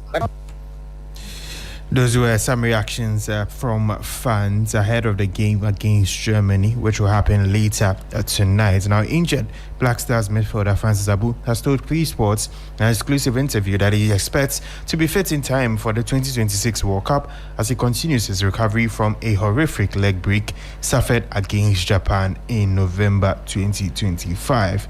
The Right to Dream product sustained a double leg fracture as Ghana lost 2-0 in the Kirin Cup, with suggestions at the time that the injury would rule him out of the tournament. However, the 24-year-old says that these reports were exaggerated and is confident they will be physically able to compete for a place in the World Cup squad based on medical evaluations and the progress he has made so far. Yeah, for sure, no doubt. Especially where I am now, in the stage of recovery, for sure it's possible to make it. Now I'm working with the ball with a physical trainer. So, and then we are progressing towards team training, so that is a focus now. That was Francis Abu. He visited the Black Stars camp to support them ahead of the game against Germany. Now, Dr. Patrice Motsepe, president of the Confederation of African Football, has unveiled ambitious plans to reshape the future of African football, announcing a proposed extension of the Africa Cup of Nations from 24 to 28 teams. The decision marks a significant step in CAF's broader vision to elevate the continent's premier football competition, both on and off the pitch. the African Nations League Pan-African, as I told you earlier, will be identical to the current AFCON. So you will have every year a world-class competition on the African continent with the best players from the continent who play all over the world playing in Africa. In the past, they only came once every 2 years. So now they're going to come every year. And every 2 years, we will have what's called the African Nations League Pan-African, which is a replica of 24 nations, which we currently have. And every 4 years, we will have what you currently call the AFCON. And the difference there is that the AFCON will have 28 nations rather than the current 24. So the commitment we've made of having world-class football on the African continent with the best African players from every year from all over the world. So that was CAF President Dr. Patrice Motsepe. Now, he further emphasized that the Confederation of African Football respects Senegal's decision to take the matter to the Court of Arbitration for Sports and is fully prepared to accept and abide by the final ruling in regards to the overturning of the decision of Senegal being champions of AFCON 2025. We have to follow the CAF and FIFA statutes and regulations, and we've given Senegal the money and the 10 million Sengo. We've given them the money and we've given them the trophy. And of course, Morocco is appealing. We are very clear in our position as far as CAF is concerned. Whatever decision is taken by CAS, we will respect that. And the advice that we've been given is that we may not express any opinions on whose case is right or whose case is not right. And as I said, the independence of the judicial bodies. That was CAF President Dr. Patrice Motsepe. Now heading over to the match week 27 of the Ghana Premier League. Hearts of Oak marked their return to the Accra Sports Stadium with a 2-2 draw against Suedru All Blacks. The Phobians conceded 2 first-half goals before fighting their way back to rescue a point. The point leaves them in 4th, just 6 points behind leaders Mediama. Now, after the draw, the coach away from home, that is Kasim Mingo, says his team played a good game, but he walks away disappointed as they gifted their opponents 2 goals. A good game, but I'm disappointed in my boys. Take 2 commanding lead, and you gifted them 2 goals, which is not good. You know, you gifted them 2 goals. A corner kick, all of you move away, left the second pool. Oh, you know, that's not proper. That's a substitute you came into, they give you a pass. And take the ball away from it and you pass it to opponent and they score. Oh no, I'm disappointed. That was Kasim Mingo, head coach of Suedru All Blacks. Meanwhile, Coach Didi Dramani of Hearts of Oak, who played at home, claims the game was open and his team was wasteful with their chances. It was an open game with so many scoring opportunities and then so many chances that we created. But once again, we were very wasteful. Wasteful in the sense that right before our opponents had their goals, we still created more scoring opportunities and then chances. But sometimes poor decision making in very key moments when we should just play one more pass and then wait for the cutback and then we take a shot. That was Didi Dramani, the head coach of Hearts of Oak. With some other results, Dreams FC defeated Hoho United 3-0 in Tema. Young Apostles also secured a 3-0 win over Hearts of Lions in Winchi. And one of the biggest results of the weekend came in Tamale, where Karela United stand league leaders Bibiani Gold Stars with a 2-0 victory. Adriana FC and Asante Kotoko played out a tense goalless draw at the Nana Jimambedu, the first park in Doma. In Summer Boy, Bechim United claimed a vital 2-1 win over FC Samatex. And Nations maintained their unbeaten home record with a 1-1 draw against Brekum Chelsea. Let's finish off with some basketball. The Denver Nuggets defeated the Golden State Warriors 116-93 on Sunday night at the Ball Arena. Denver utilized a dominant 40-21 third quarter run to overcome a 7-point halftime deficit and secure their 6th consecutive victory. Led all players with 25 points, 15 rebounds, and 8 assists, finishing just shy of the triple-double we are talking about, Nikola Jokic. And then Golden State, who played without Stephen Curry, who has missed his 25th consecutive game due to a knee injury. And so that's it for the sports segment here on Sunrise on 3FM 92.7. My name is Bill Shen. Of course, we'll be back tomorrow with possibly or hopefully some good results from the camp of the Black Stars. But until then, have a great morning.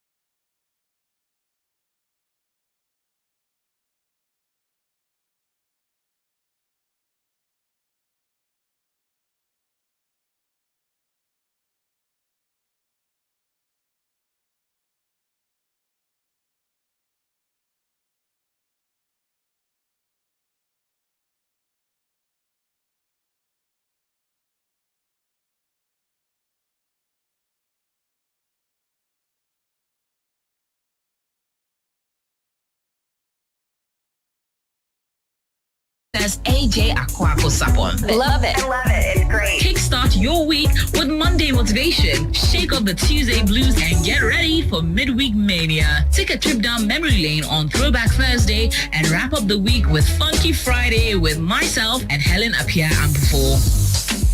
Plus, enjoy exciting celebrity interviews, insightful conversation, engaging discussions on topics that matter, and there's a boatload of fun and easy activations that reward and appreciate you, our loyal listener. If you are listening, we're manifesting money into your pockets this morning. Amen. Don't miss out on the excitement. Tune in to 3 Lounge every weekday morning from 10 a.m. to 12 p.m. with AJ Aquaco Sapon only on 3FM 92.7. It's my number one. 92.7 3FM, your urban lifestyle radio.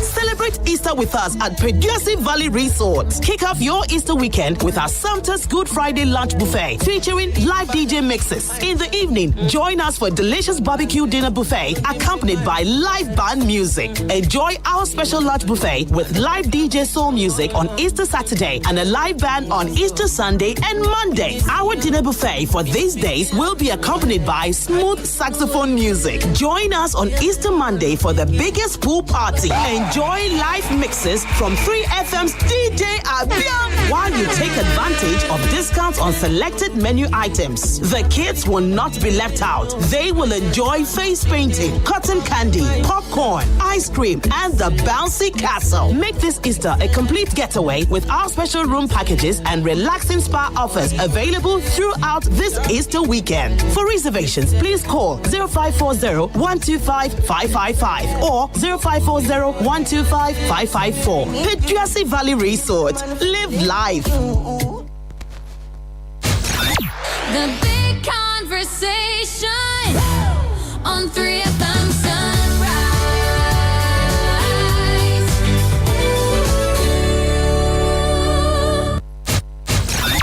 The big conversation on 3FM Sunrise.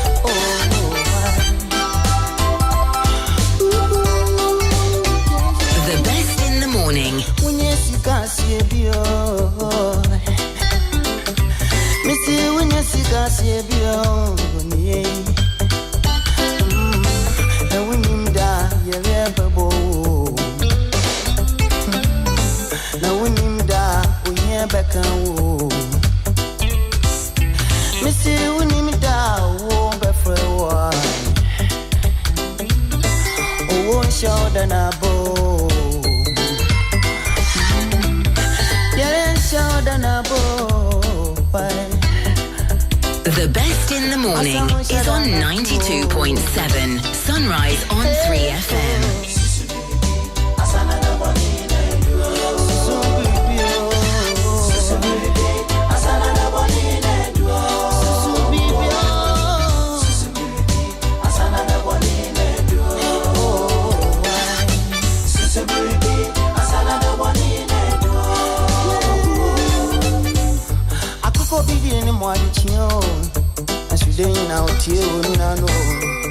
And I'm a fortune for two.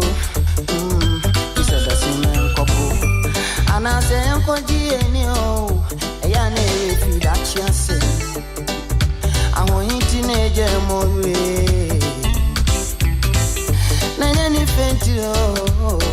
I say a special good morning to Mr. Kessie Ibrahim of Kesmi FM, all the way in Tamale. 107.1 FM. And want to say that's about to all my Tamalians. Kaula. To Mabiola. That's right. We're live on Kespi 107.1 FM all the way in Tamale. It's a Sunrise on 3FM 92.7. We know that tragedy has befallen us, and we know that the school building has collapsed in Accra, Newtown. Tommy Ray doing that background with a song singing Susubribi and Sana Dabonine do. Prepare for the rainy day. Prepare indeed for the rainy day.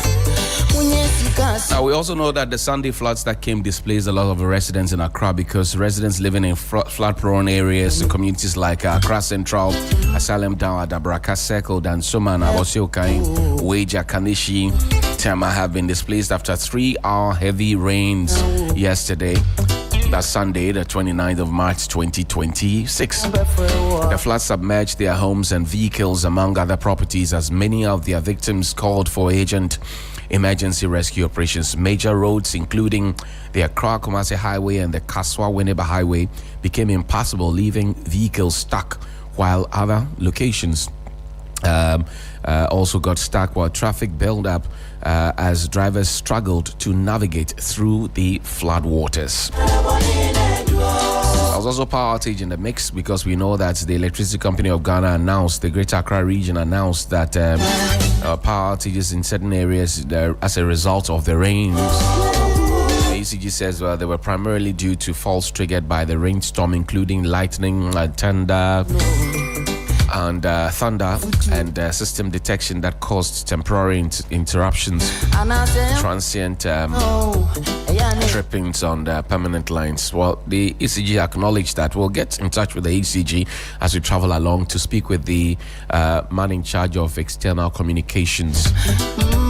And then we will also take a look at the local assembly perspective. What exactly they're doing in terms of the flood measures, because we're told we'll have a lot more rains this year, much more than we have already witnessed in the previous year. How ready are we? That's the question we're asking. And it comes back to the disaster plan that was formulated in the previous administration under the leadership of Nana Addo Dankwa Akufo-Addo. Remember when the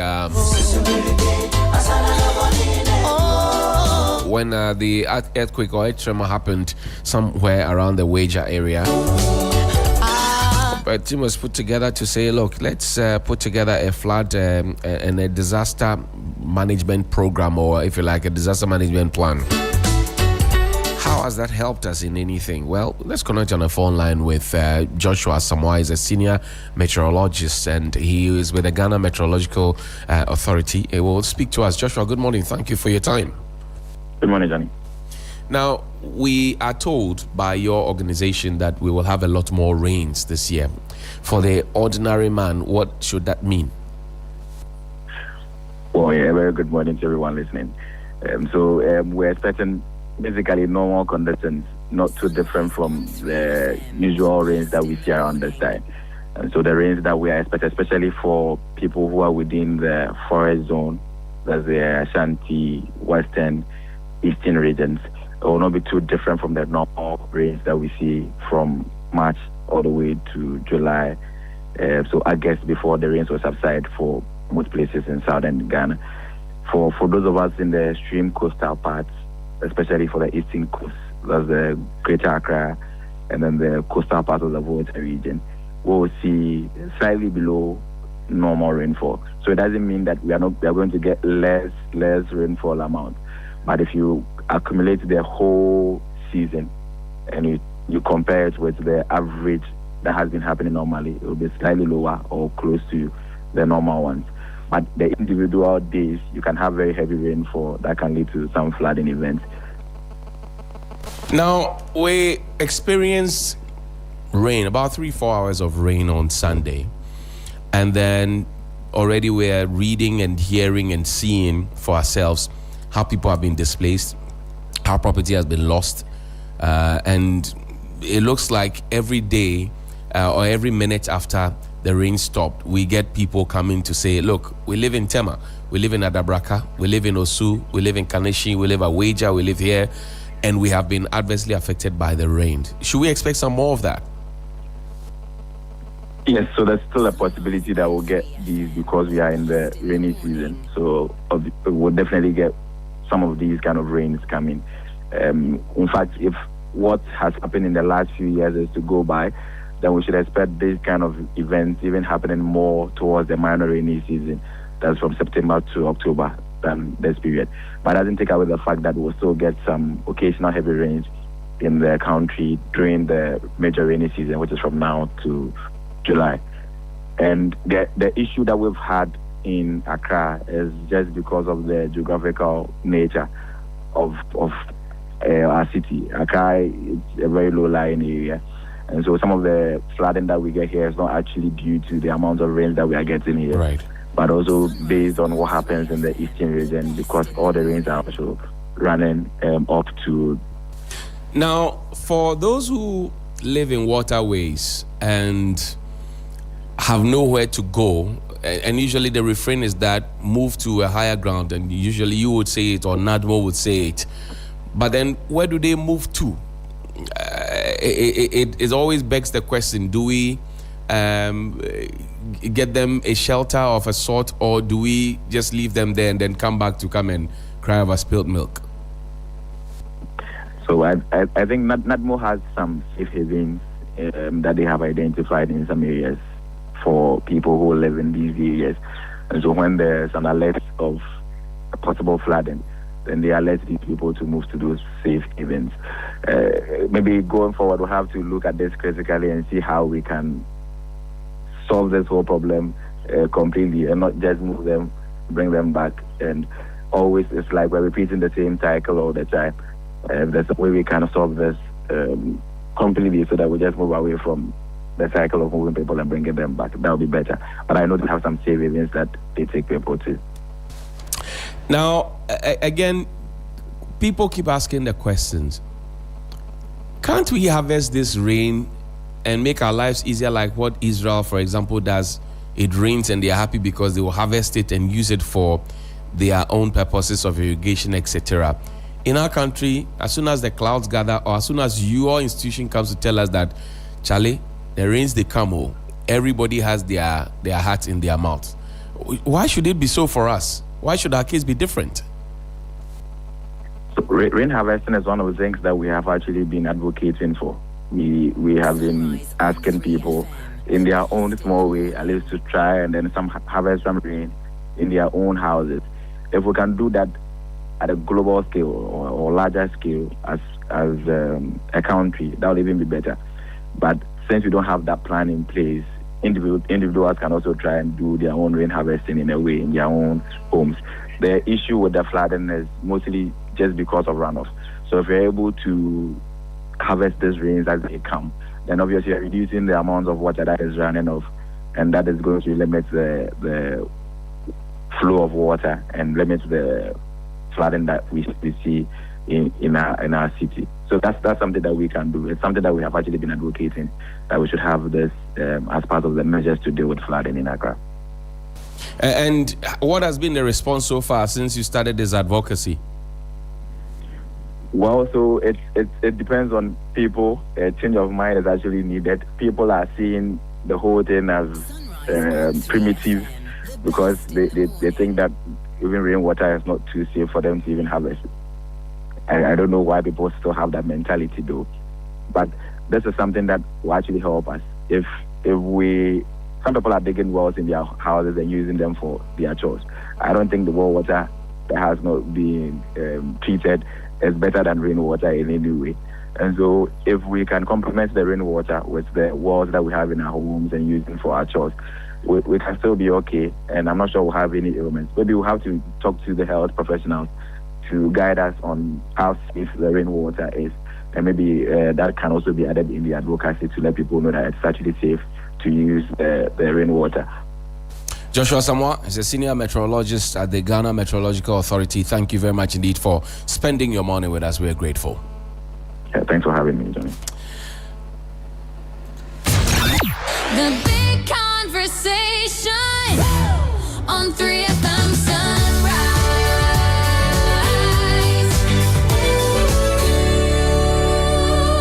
It's some 25 minutes to the top of the hour 9 here on Sunrise on 3FM 92.7. My name is Johnnie Hughes, and this is Sunrise on 3FM 92.7. We're asking the simple question: why do we always have little rains, big floods, power outages? And the big question also on top of that is Ghana disaster ready? Well, joining me on the phone line now is the Director of Communications for External Affairs of the Electricity Company of Ghana, Dr. Ni Aiku. Charles Nini Aiku is joining me now. Doc, good morning. Thank you very much for your time. Good morning, and thanks for having me. I hope all is well. God is alive. We're greater than Accra. I didn't know that you had added on a PhD to the many other qualifications that you already have under your sleeves. To God be the glory. Congratulations, sir. Thank you very much. And let's begin. The rains came, the lights went out. Your outfit has acknowledged that indeed these were as a result of the rains. But should it be the normal trend? Well, thanks once again. Normally, it should be the normal trend. But you cannot also rule out the fact that rainstorms are natural occurrences. and they can happen to, or they can affect our systems. I see. Now, in this particular instance, we are looking at a nationalized situation, or will we say these are localized situations? Yes, so these were mainly localized situations. So when you look at the updates that we shared around midnight, about 57 feeders in Accra and Tema were affected. So you notice that these were coming from some of our substations to the various homes and, should I say, residencies and then institutions. About 38 were successfully restored, while 90 remain outstanding as we continue to restore these lines back. But the issue is that rainstorms are common occurrences. Right. And you understand that rain combined with strong winds or lightning can cause water to enter equipment, trees to fall on our power lines, and around Ablekuma, some trees and some poles were broken as a result of the rainstorm. And this will automatically trigger shutdowns to prevent damage. We are looking at not just the safety of our public, because water conducts electricity, and outages reduce the risk of electrocution to residents during rainstorm. And you can tell that whenever there are rainstorms, our communities are affected. Floods, broken walls, and all of these. So when we have to prevent these accidents within our communities, the best option is to shut down the system for a certain period for the water to recede properly. The other issue is that ECG would not normally take sole responsibility in shutting down these systems. Right. We liaise with our security agencies, especially the police service, NADMO, right. And yes, you'll be surprised that sometimes we think the water has receded, but we can receive a call from NADMO that please shut down the systems because some areas or communities are not safe. Right. So there are a lot of issues surrounding this. But that does also mean that our systems are, how do I say it? We have challenges because we are working with machines. So these issues will always come up. But we are working very hard, and I'm sure you are aware of the replacement of some of our transformers in some of our communities.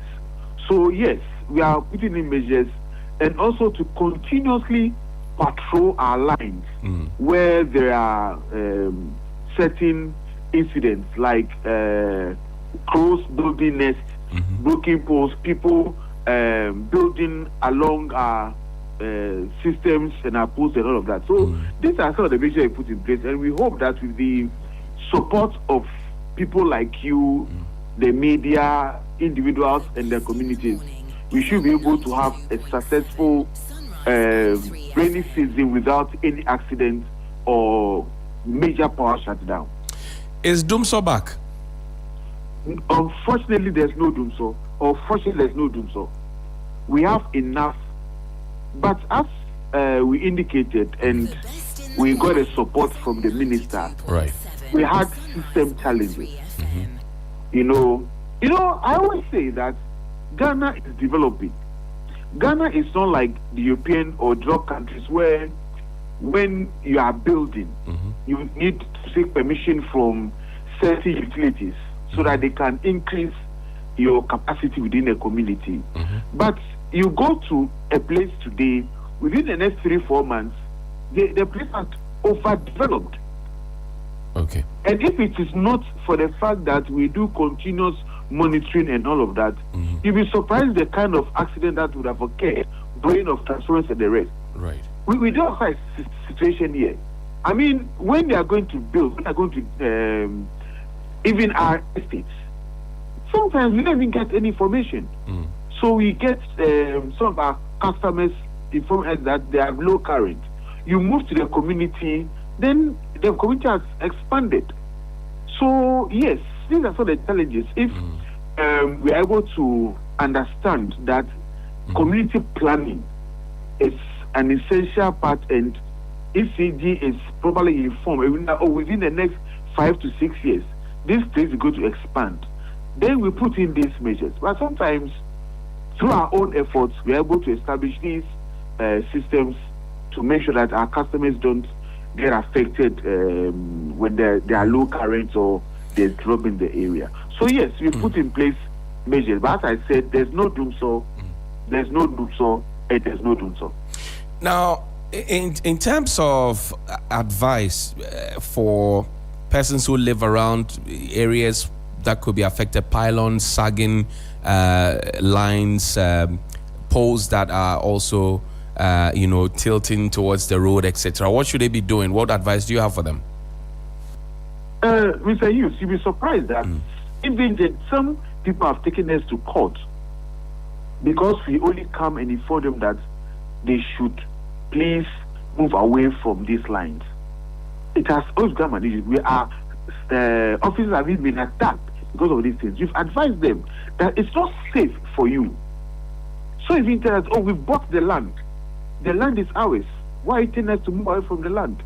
We've advised, we've educated them in our communities. We've involved opinion leaders to get these people away from our installations. But Mr. Hughes, it's been a difficult task. So I'm using this opportunity that you've given ECG to advise the general public, especially our cherished customers, that please move away from these poles, these pylons, these installations, because when there's disaster, you'll be affected negatively, and that can affect your livelihood, your everything, And these people don't realize the dangers that they are submitting themselves to willingly or unwillingly or unknowingly. Do they don't know? They know. But you see, sometimes it's difficult to understand our own brothers and sisters in some of these areas. Some can even ask you, so if you're telling me to move my kiosk, where am I taking my kiosk? Some will even attribute to political issues that we voted for you or this and that, and now you are sacking us.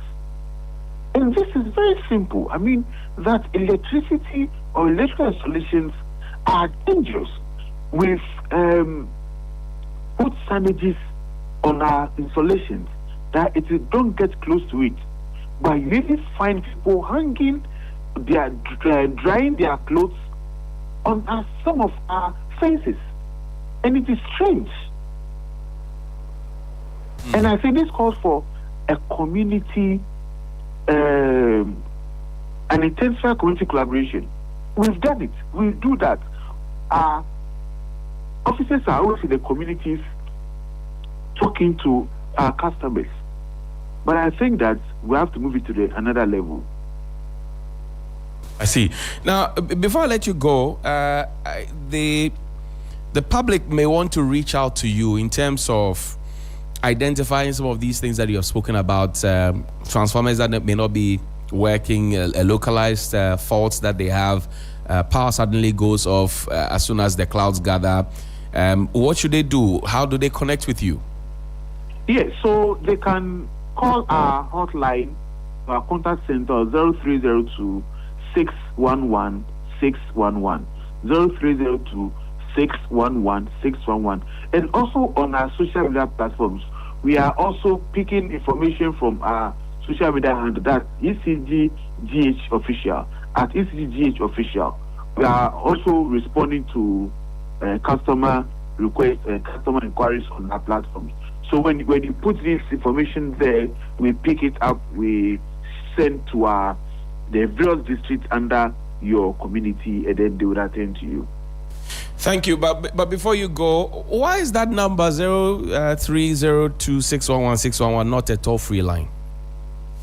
To make life easier for people who want to be good citizens. Mr. Hughes, yes, you sir. sound like a prophet this morning. It is something that we are working on. I mean, we've had a conversation with the National Communications Authority.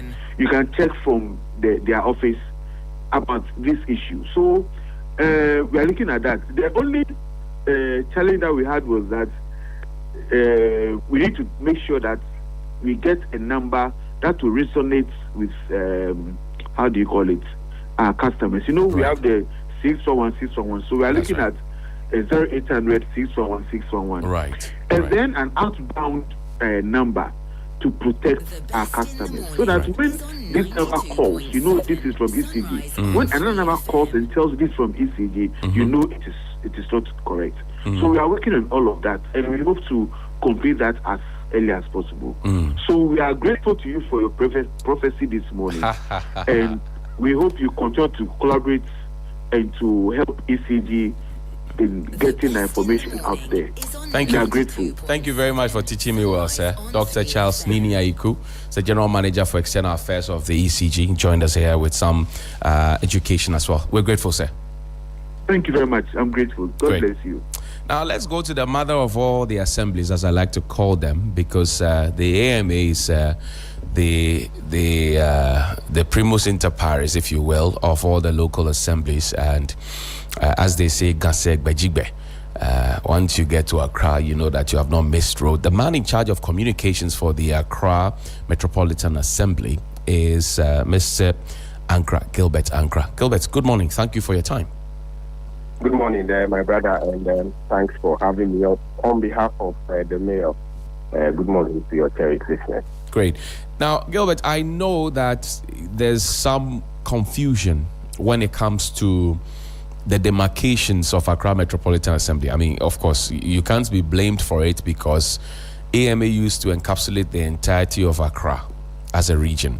But over time, it's been demarcated into various sections. Before we begin any conversation, you want to guide me as to what your current demarcations are, so that something happening at Lekma or Ladma or Kokma is not put on your head. That is very, very true. And if you look at the Accra Metropolitan Assembly, our time jurisdiction, politically, we're looking at 3 constituencies, and that includes the entire Bogoso constituency. We're looking at Ablekuma South and then Okapi South. But from the local government point of view, right, we have sub-metropolitan district councils for these various areas. So within the AMA zone, we have the Ashiruketeke sub-metropolitan district, and that entails communities such as Jamestown, Main Central Business District, if you look at part of Agubushin, and all the way towards the Kolena area falls within that particular enclave. Now, we also have the Ablekuma South sub-metropolitan district, and that entails communities from Kolebu all the way to the Kamara Bridge. And for that particular point, we share boundaries with the Ablekuma West Municipal Assembly. Right. Now, if you come to the Okapi South district, we are looking at North Kalishin, Bubuachin, industrial area, Aveno, part of Circle. So currently, these are the areas that constitute the Accra Metropolitan Assembly. But that's notwithstanding, just as we've always been doing, that close collaboration with other sister assemblies to ensure that the work is done coordinatedly. We're grateful for this clarification. Now, let's get into the meat of the matter. The rains came on Sunday, and we had big floods. Why has this become so normal for us? Because I remember when the Conti project and the Mayor Van der Poy for the Kwame Nkrumah Circle happened, we were told that these things will be a thing of the past.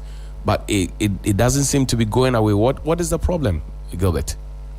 My brother, if you look at issues of flooding in the city. In as much as access to we have a very integrated approach looking at flooding, drainage, and then urban resilience in Iraq. There are certain basic causes of flooding, and if as residents or we don't come together to deal with those issues, whatever interventions that is going to be put in place, of course, there will be areas where we experience flooding.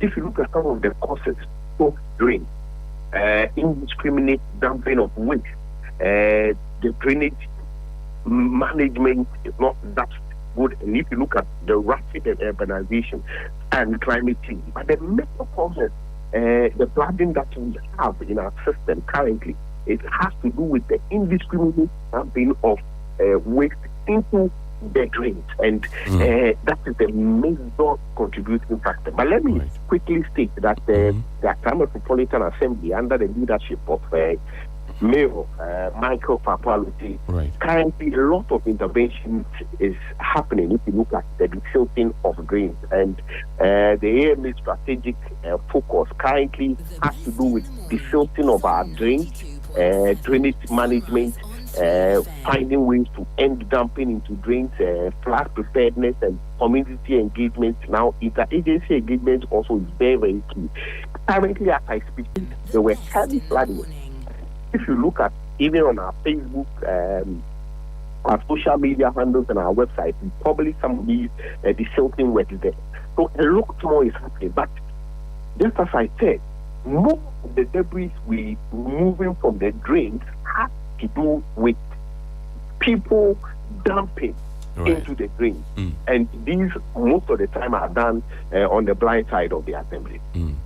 Now let's. I know that your outfit, led by Mayor Papo Alote, your good self, and many other officials of the assembly have been embarking on a rigorous cleanup exercise campaign. You've also been on some demolition exercise recently, and also to clear the pavements and the walkways so pedestrians can have easy access and to have their thoroughfare without some interruption. How has that helped in trying to curb this perennial annual flooding that we have? It has gone a long way to help, and let me use this opportunity to thank the President, His Excellency John Dramani Mahama, for bringing back the National Sanitation Day to bring that sense of togetherness, that communal labor where we all rally together to ensure that we do the cleaning together.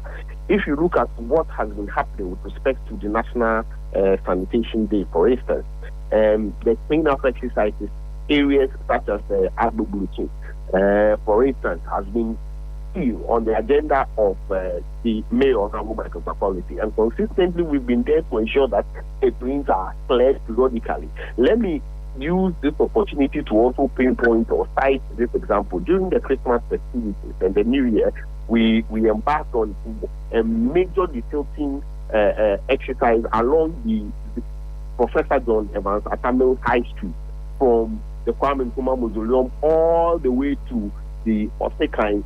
Those particular drains were soaked, and as I speak to you now, usually when it rains, you see that particular area flooded with some water. Currently, this rain, we never experienced anything. So the cleanup exercises have gone a long way to help in ensuring that at least one way or the other we do the cleaning, and that is one of the proactive leadership and supervision role the Mayor Honorable Michael Papalote has adopted. If you look at the hands-on approach to sanitation, periodically ensuring that the inspections of the drains are done, and he is there himself. One of the exercises, he had to move into the excavators himself to ensure that he operates them to get the drains cleared. So a lot more of these exercises have helped, and in collaboration with the assembly members, they've also played an important role, because most of the time within their various communities, they also mobilize their residents to embark on this exercise. It has helped, and as a city, as a country, we should not shun away from such cleanup exercises. Right. It should be something that periodically we must move in to do this cleanup. It goes a long way to help. Now, speaking of waste collection and management, I know that the AMA and, if you will, other assemblies also have some relationship or working relationship with waste management companies. The rule, as I understand it, per the bylaws, is that every household is supposed to be connected with a waste management company of a sort, so that there is the regular and controlled way of lifting refuse from the households and putting them at the designated points, either for recycling or for whatever purpose. Is that still in force? Are the households obliging? Yes, it's still in force. And under the polluter pay policy, as generators of the waste, you are responsible to ensure that you pay for the waste that you generate. So within the various communities, just as you said, we have specific waste management companies moving into ensure that they do the cleaning. Currently, the arrangements, if you come to the central business district, the public spaces within the city, the AMA itself handles it. It's not in the hands of any private institution. But within the various areas, we have the private institutions managing it. We've experienced some challenges over the years. Recently, we had a challenge with the Mokola number 2 market, where one of the contractors has to leave some of the waste uncollected, for which the assembly has to move in to ensure that we do that evacuation. That notwithstanding, the assembly is also working closely with the informal sector, because they play an important role. It will look at the percentage of waste, for instance, that they are able to carry. It also goes a long way to help in dealing with the entire situation of sanitation. At least they are able to move the waste to one particular area where, as an assembly, we do the evacuation to the final landfill site. But currently, we are quite happy because under the leadership of Honorable Michael Kwakwalo, the assembly is looking at carrying its own area where we'll be doing dumping and all that. So that would also go a long way. But of course, these private institutions managing waste within the various communities, in as much as they are doing their work, there are some challenges. And we as a city would continue to encourage residents where they have challenges. They should rely on these informal sector collectors, because for them, we have trained them. A couple of them, we form some cooperatives with them, and they are able to move the waste to the designated sites where we are able to move them to the various landfill sites. Let's look at interagency coordination and collaboration. How is that working out for you? I know that you don't, for example, work within Kokma, but I see the mayor of Accra with Mr. Alote Gacy as well, who's the man in charge of Kokma, doing some joint operations. I saw them at the Kanishi footbridge when they were clearing the traders off the footbridge. I've seen them at many other places, Makala and industrial area. You name the places. They are almost always together. Interagency coordination and collaboration. How far have we come with that as well, in the interest of the people? Let me use this opportunity once again to also say that if you look at that particular coordination, currently as an assembly, it has been strengthened. And the Mayor, Honorable Michael Pakwality, is playing that particular pivotal role to bring all the agencies together. And it's not only the MMDCs or our sister assembly alone. The recent decongestion exercise that we did, for instance, the assembly for once collaborated with 5 sister assemblies. And during the press conference, for instance, all the MPs were there. We even had the Greater Accra Regional Minister, Honorable Linda Okulu, part of that particular exercise. So the interagency collaboration is very, very key, and with that, the Assembly is even working closely with the National Disaster for Management Organization, NADO. We're working with the hydrological services. We're working with National Power Service. With the Power Service, for instance, there are areas where there are fire outbreaks. The Assembly collaborates with even provision of water tankers to help in bringing those fires under control, with the police and with waste management service providers, just as you've mentioned. And it is going a long way to help in dealing with the issues. If you look at the mayor's engagement plan, for instance, how he even relates with our traders, our market women, it has gone a long way to get them to understand and buy in the need to appreciate the policies and interventions being put in place by the Assembly to ensure that they have a very conducive environment to do their trading activities. That is helping a lot for us as it.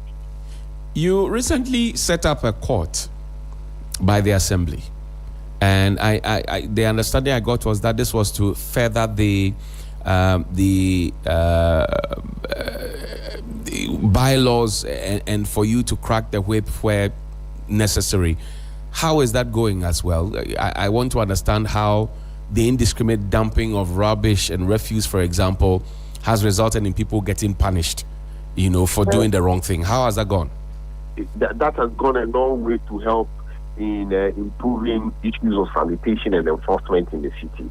And when the mayor, Honorable Michael Papaloti, has been in office, in as much as measures were being put in place to set up the office, he ensured that quickly whatever needs to be done with respect to expediting the place, with respect to ensuring that we get collaboration with the judicial service moving in, ensuring that the building is entirely completed. The mayor played an important role, and he has examined the fact that enforcement is something that is going to be key in whatever that he's going to do to ensure that the city is clean.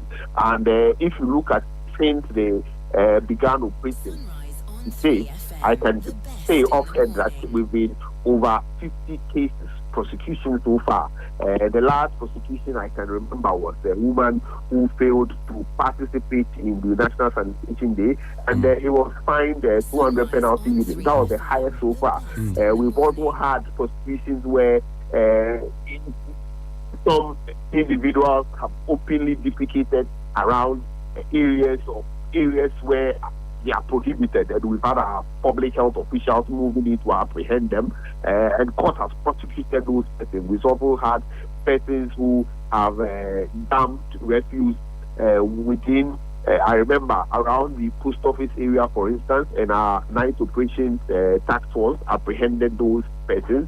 They were sent to court, and they were not able to pay the fine, so some had to move in to serve the 3-month jail term. So the court is also helping a lot, and as we move into the year, we're going to see a lot more of these prosecutions.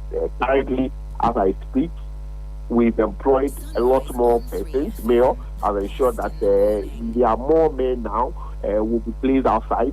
Recently, we saw the installation of some 40 public bins in the city to help deal with the issues of sanitation. And Mayor himself moved in to do the installations of those various bins. We'll be having some specific task force guys who will be in the city center to monitor these bins, monitor people who litter, people who dump. And let me use this opportunity to let the entire citizenry understand that wherever you find yourself and you see anybody engaging in any act which will go a long way to harm the entire society, it is your responsibility to report that person or apprehend that person. Even if you're in the city center and somebody throws a litter on the floor, that he's drinking something, dumps it anywhere, you have a responsibility to arrest that person, bring that person to the assembly, and I can assure you that the law will take it goes. Now, I get the sense that the AMA has identified flood-prone areas. If you care to share this list with us and then tell us where your evacuation centers are, because Usually people are told to move because the area is a flood-prone area, but where they are going to get shelter when they move becomes the problem. You tell us the list and then tell us where your evacuation centers are. So currently, we are looking at the Accra, our jurisdiction, for instance.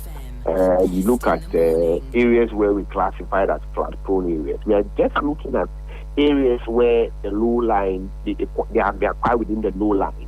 So the areas where have been designated are a bit high areas where we get NADMO to do things there in case of any issue of flooding within the various communities.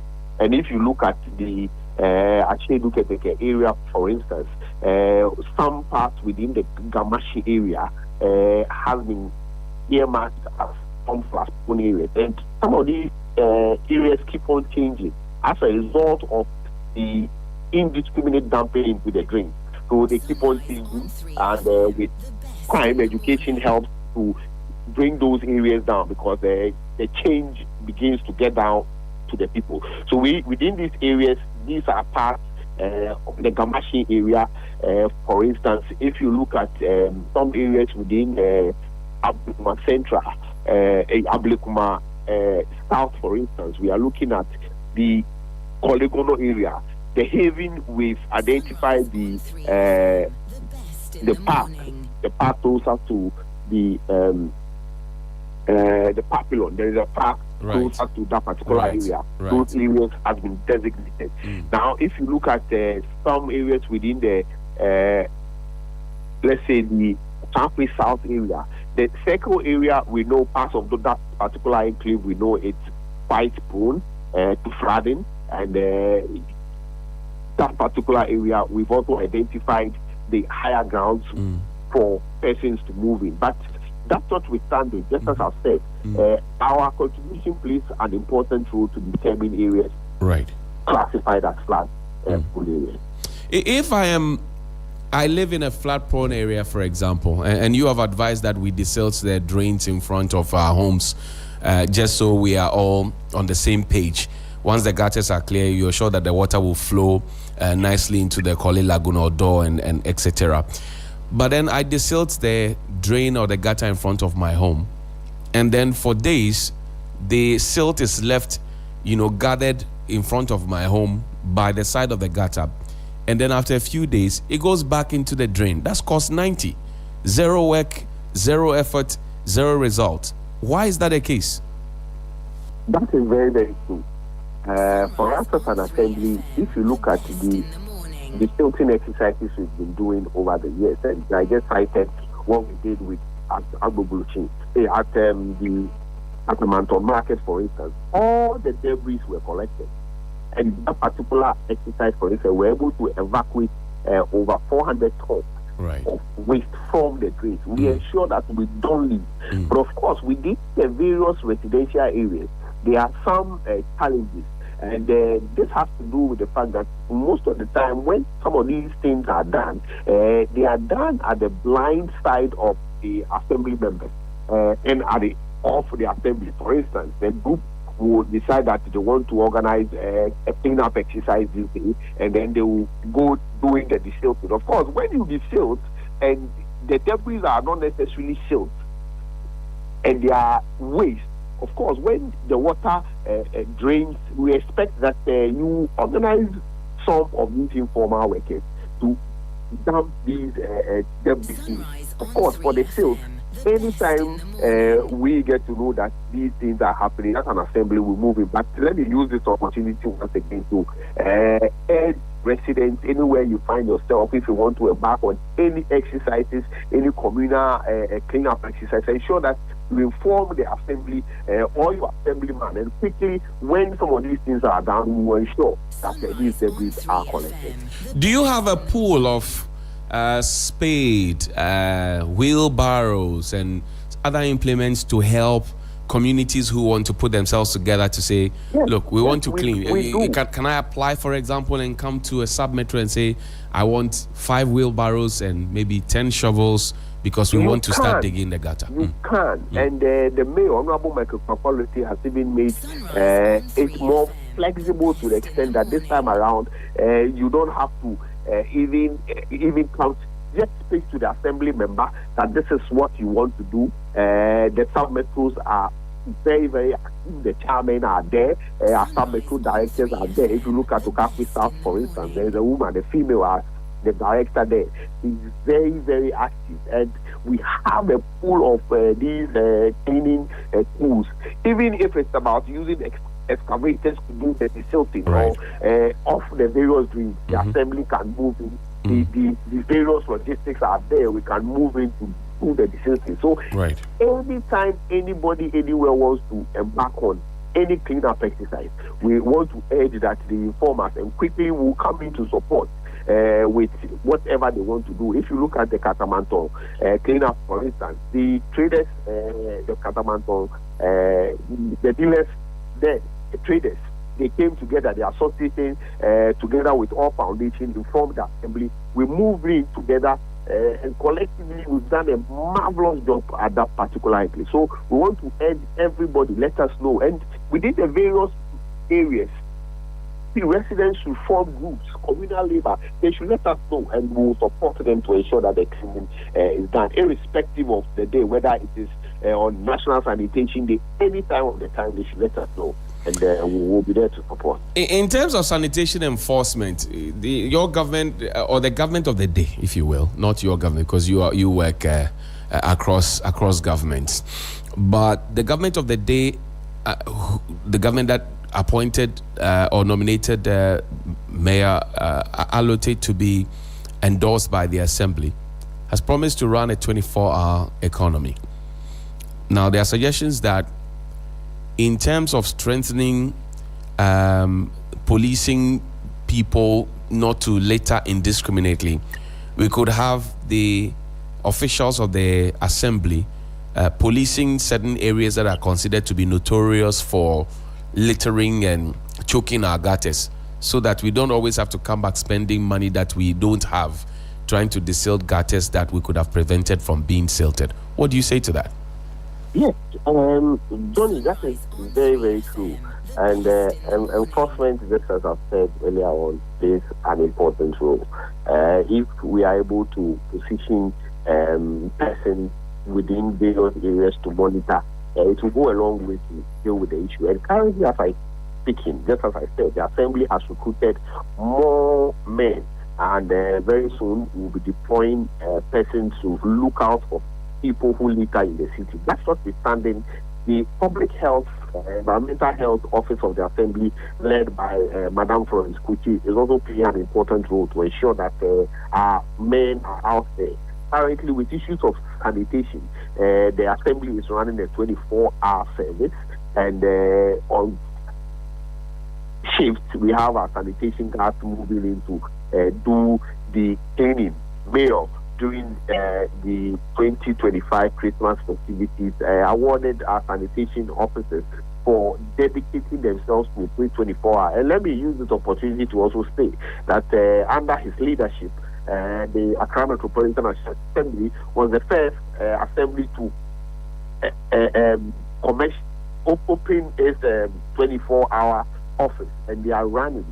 Currently, as I speak to you now, we have more revenue collectors who are moving in to ensure that the collection is done on commission basis, and that has helped a long way to even boost the Assembly's revenue base. More persons would be deployed into the city to look out for. But that's notwithstanding this. If you look at the way a lot of these dumping into drains are done, most of the time it is when it is raining, it is in the night, it is time when people are not within those particular enclaves. For instance, for the post office area where we're able to apprehend those who were dumping indiscriminately around that particular enclave. Currently, as I speak to you now, the practice has stopped because of the enforcement exercise. We are hoping to see more intensify enforcement to ensure that we deal with issues of sanitation. But just as I've said, within your various area, wherever you find yourself, if you see anybody doing anything which is not that good, and Mayor has recently said that if you are able to bring evidence of anybody engaged in any dumping into drain, the assembly is going to reward you with the 500 Ghana cedis. So it is something that is there, and we encourage people to look out for, monitor the watchdogs within our various communities, and together I can assure you that we'll have a city and Accra where we can all live in a love. How do we get this information to you? Is there a call line that's toll free? If I have a video, for example, of somebody dumping refuse into the gutter as soon as the rain starts, how do I get these videos to you, or how do I connect with you, simply put? Yes, so currently the Accra Metropolitan Assembly, if you look at what we have with respect to our website, there's a citizen feedback platform where you can do that. Now you can also do that via WhatsApp, and the lines are very, very active, 24 hours. Anytime you even call, there will be an officer to pick that line. That line is 0243 211 345. On all issues, if you call, there will be an officer to respond to you. You can even send messages with respect to some of these sanitation offences onto that particular platform, and quickly we'll move it. Now, our social media handles are very, very active, and very, very active on all platforms across Metropolis. You can also share some of these contents there, and quickly while our response team move in to deal with the issue. The handle of the mayor, Michael Alute, is also very, very active on all social media handles. So anytime you drop any of such messages as well, quickly there will be an officer to deal with it and then move it. When we began the issue of dealing with drivers overcharging, for instance, these lines were provided, and it went a long way to deal with the issue, people calling and the rapid response team moving in. So these lines are very, very active, 24 hours, and we'll have officers of the assembly ensuring that we deal with it. Otublo Omaje, thank you very much. Oh, you are done.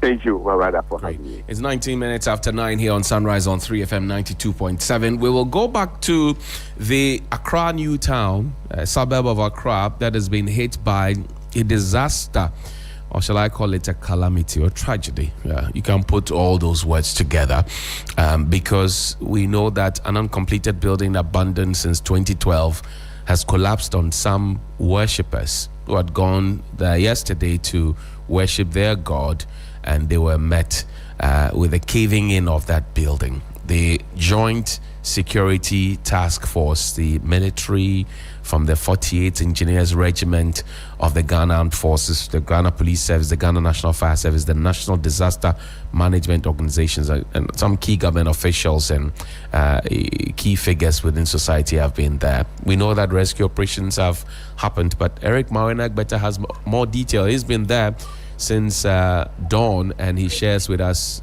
some fine details. Eric, good to have you back again. You tell me, what do we know beyond the rescue operations and the unfortunate deaths that have been recorded? What more do we know? Right, so Johnny, in the last hour or so since we last spoke, we've had the Director General of the Ghana Education Service come around. So has the Chief Fire Officer. The Member of Parliament for the area as well has been here. And it's all in relation to touching down with the base as to being present on the ground to witness exactly what it is that may have happened yesterday. We understand the Vice President as well as the Interior Minister are currently on their way to this place as well to ascertain for themselves exactly what may have happened. The indication we get is that they might as well visit the hospitals where some of the victims are currently receiving treatment.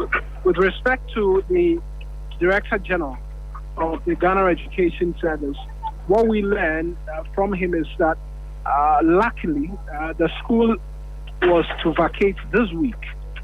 We're 4 days away from vacation, which is somewhere Thursday. Then vacation would have come around, and so the school will continue to remain closed, and possibly they will go into vacation, and by the time they return from vacation, then a lot of this scene would have been completely dealt with, where they will not have to come and deal with this. But there is an emergency meeting as well slotted at the Ghana Education Service a lot later this afternoon, where they'll seek to ascertain and assess the integrity of the building, because this is a government institution which falls directly within their domain, and so they will seek to get an understanding as to what the state of the infrastructure is to guide decision-making going forward. The Member of Parliament as well has been speaking as to what possibly can be done going forward in terms of some support for the victims and their families, amongst many other things. But if you return here right now, you find out that the earth-moving machines have The best in the morning is on 92.7. quite some work in trying to begin to prepare the ground to clear the debris. They haven't quite started loading it onto the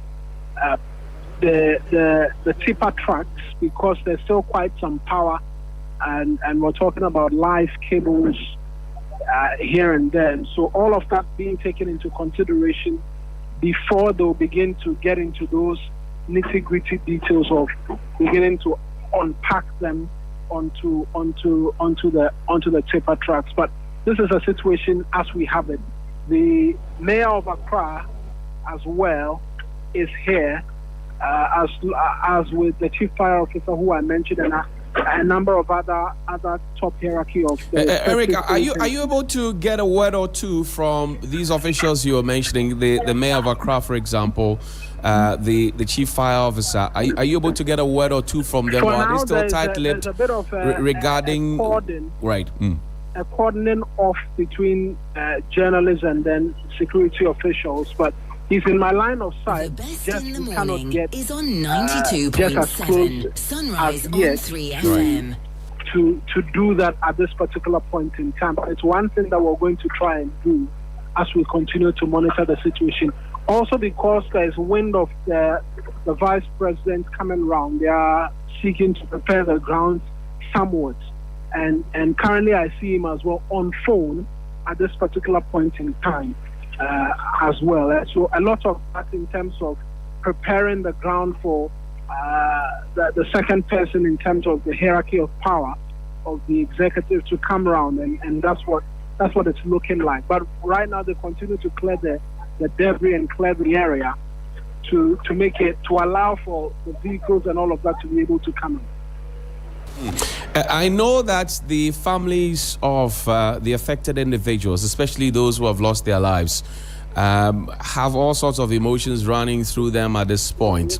Have you been able to interact with some of them? And if that's affirmative, what have they been sharing with you?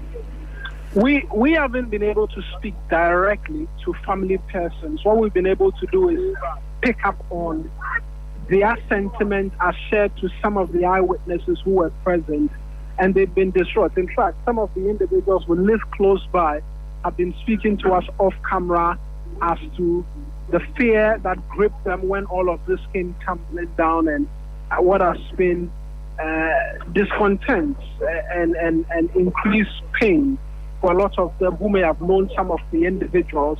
That's some of the word being shared as we've been here.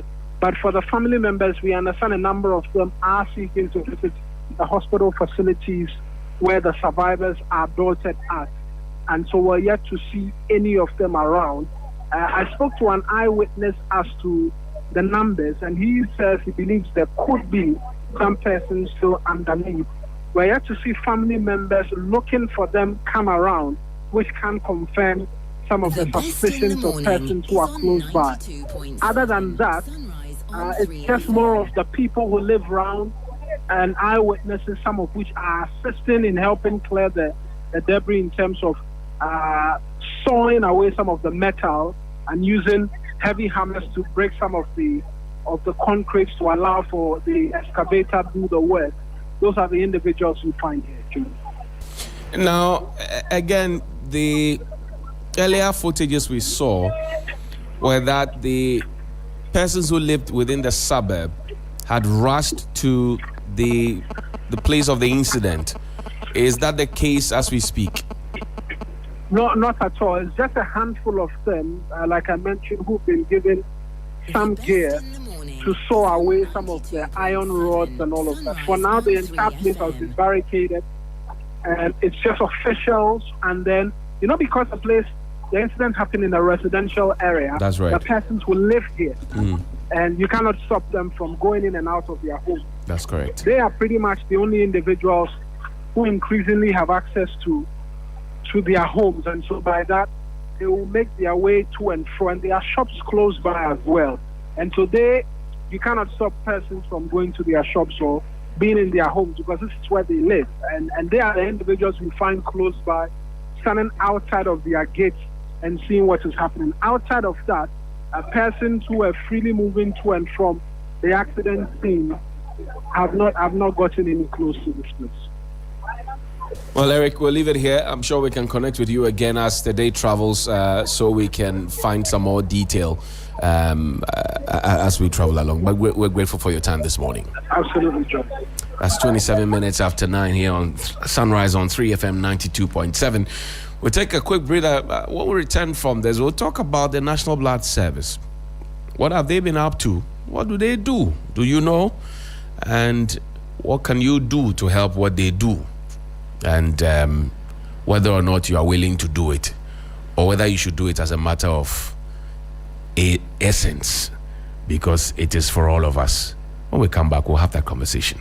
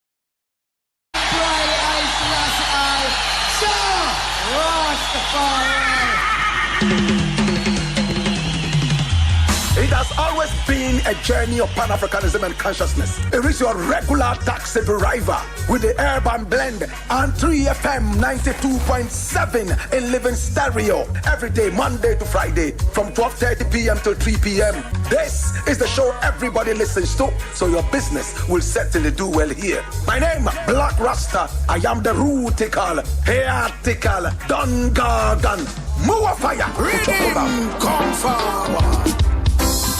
Atinga ya chika fankare, Azure ya chika fankare, Abama ta chika fankare.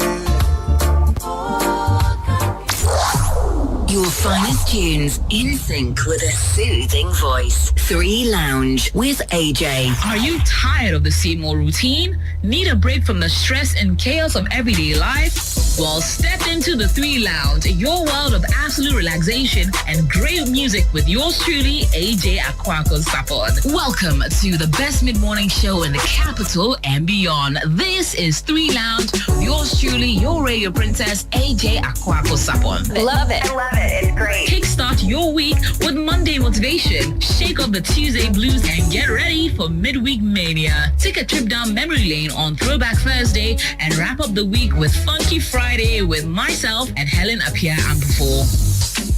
Plus, enjoy exciting celebrity interviews, insightful conversation, engaging discussions on topics that matter, and there's a boatload of fun and easy activations that reward and appreciate you, our loyal listener. If you are listening, we're manifesting money into your pocket this morning. Don't miss out on the excitement. Tune in to 3 Lounge every weekday morning from 10 a.m. to 12 p.m. with AJ Akwako Sapon only on 3FM 92.7. It's my number one. 92.7 3FM, your urban lifestyle radio.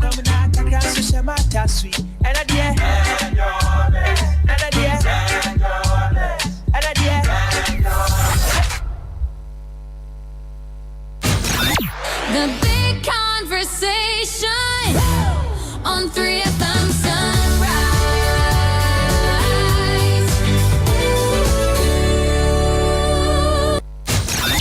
The big conversation on 3FM Sunrise.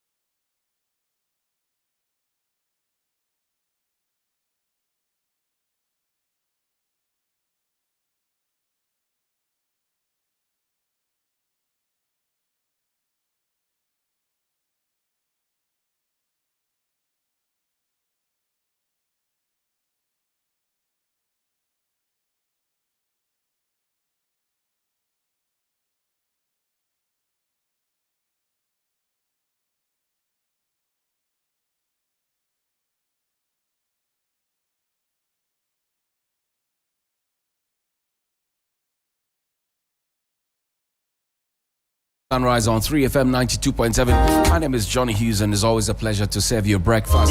This is Sunrise on your Urban Lifestyle Radio. I told you before the break that we'll be talking about the National Blood Service and how you can help them to do what they do. But first, we want you to understand what they do, so that when you are helping, you know that you are helping from a place of knowledge, a place of information, and a place of proper conviction. Chief Executive Officer of that important national institution is joining us in studio now. Dr. Shirley Phyllis Owusu-Ofori is my guest. Doc, good morning. Thank you very much for your time. Good morning, sir. And it's a real pleasure to be here. Good to have you, madam. We are happy that you are doing a great work for the people of Ghana and even those who are not Ghanaians who, by reason of migration, may have found themselves here. Congratulations to you and thank you. Thank you. What do you do at the National Blood Service, for those who don't know? All right, so thank you for your question. The National Blood Service is actually the sole service agency of the Ministry of Health that is mandated to ensure that blood is made safe and available to the good people of Ghana. And it's not only to patients in public hospitals, but also to private hospitals. So in a summary, that's what we do. We are responsible for the full value chain of ensuring that we have collected blood from safe donors, we have processed, tested, and made it into suitable components and ensured that it has been transfused to patients in the safest possible manner. How often do people know about you? Let me put it that way. You're doing a great work, but it looks like not many people know about it. They only get to remember you when they are in trouble and they need blood. Yes. Do people know about you? Well, I would say people are getting to know about us. I won't say they don't know about us, but they know about us only when they are in emergency situations. Sunrise on Fortunately 3FM, and unfortunately. the But best in the I think that morning. over the last year, we've been quite a bit in the social media space. We've launched a very active social media campaign, and we're targeted to reach out to the youth who essentially are the main bane of what we do, or we would want them to be the main bane of what we do. So some people know about us, and I think that in the last year we haven't done badly in trying to be more visible in the face of the people of Ghana. And now, let's look at the willingness of the citizens to come to you to say, I want to donate blood. In fact, where can they find you to even say that to you? Thank you. So you're asking a question of access. Yes. Accessibility. So the blood service is currently embedded within the hospital setup. Right. But as an agency, we are expected to be autonomous and standing alone to be doing what we do. Right. Because really we are looking to reach out to volunteers who are neither sick nor patients, who are willing to walk into an environment, a cozy environment, very comfortable environment to give blood. But that's not what exists now. So we are available I'll say that our services are available in almost all the regions, but it is our desire to have a one region, one blood center, and that is what we have proposed, and the ministry has gladly welcomed it. Currently, initially when the blood policy was passed, let's say 15 years ago, years ago, Ghana had been zoned into 3 zones. So the zonal blood center concept had us in Accra, Kumasi, and Tamale. And the plan was that these zonal centers would collect and distribute across the regions in which they were. But if you look at Accra, the zonal center in Accra was based here and was covering Cape Coast, Western, Volta. It was sparse, vast. And collections even in Accra could not even meet the demands of Accra.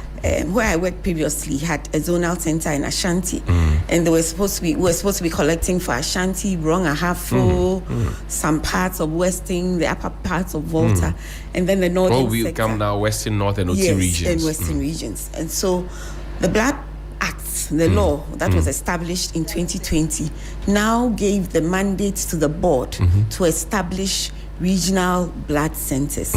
So our first board in 2023 accented to that, and it changed the concept from the zonal concept to the regional concept, and that's what we are working with to ensure that in all the 16 regions we have a regional blood center. We are not there yet, but at least we have signed MOUs with teaching hospitals and some regional hospitals to work with them, build their capacity for them to work in sync with us, with our policies, our standards, and our practices to ensure that our presence is felt in the region. Who is eligible to donate blood? Some say, me, I'm a slim man. You are eligible. Me, I'm a slim man. Are you Johnny? Yes, my name is Johnnie Hughes. Yes. You are very eligible because you fall within the age of 17. There's an age. There's an age bracket. range. Tell me about it. 17 to 60 for first-time donors. Right. For constantly giving donors, they can even go up to 65. Okay. And we are considering even looking at the age going up if you are a regular donor. Right. So anyone aged between 17 to 60, 65 can give blood. You must be in good health. Okay. And on the day of donation, you should have had a meal to eat. So you can't come empty stomach. If you come empty stomach, then we would have to provide you with something to eat. Okay. But we prefer you having taken what you are comfortable with as your main meal of the day. Right. Breakfast, some light meal of the day, so that you are steady. So you have to fall within the age bracket, 17 to 60. If you're regular, maybe 65. 65. You have to eat. You have to be healthy. You should be healthy. What does it mean when you say we have to be healthy? You have to be healthy means that you must feel well. I mean, if I were to take you through a long list of people we would defer, I'm sure your listeners would say, I'm not ready.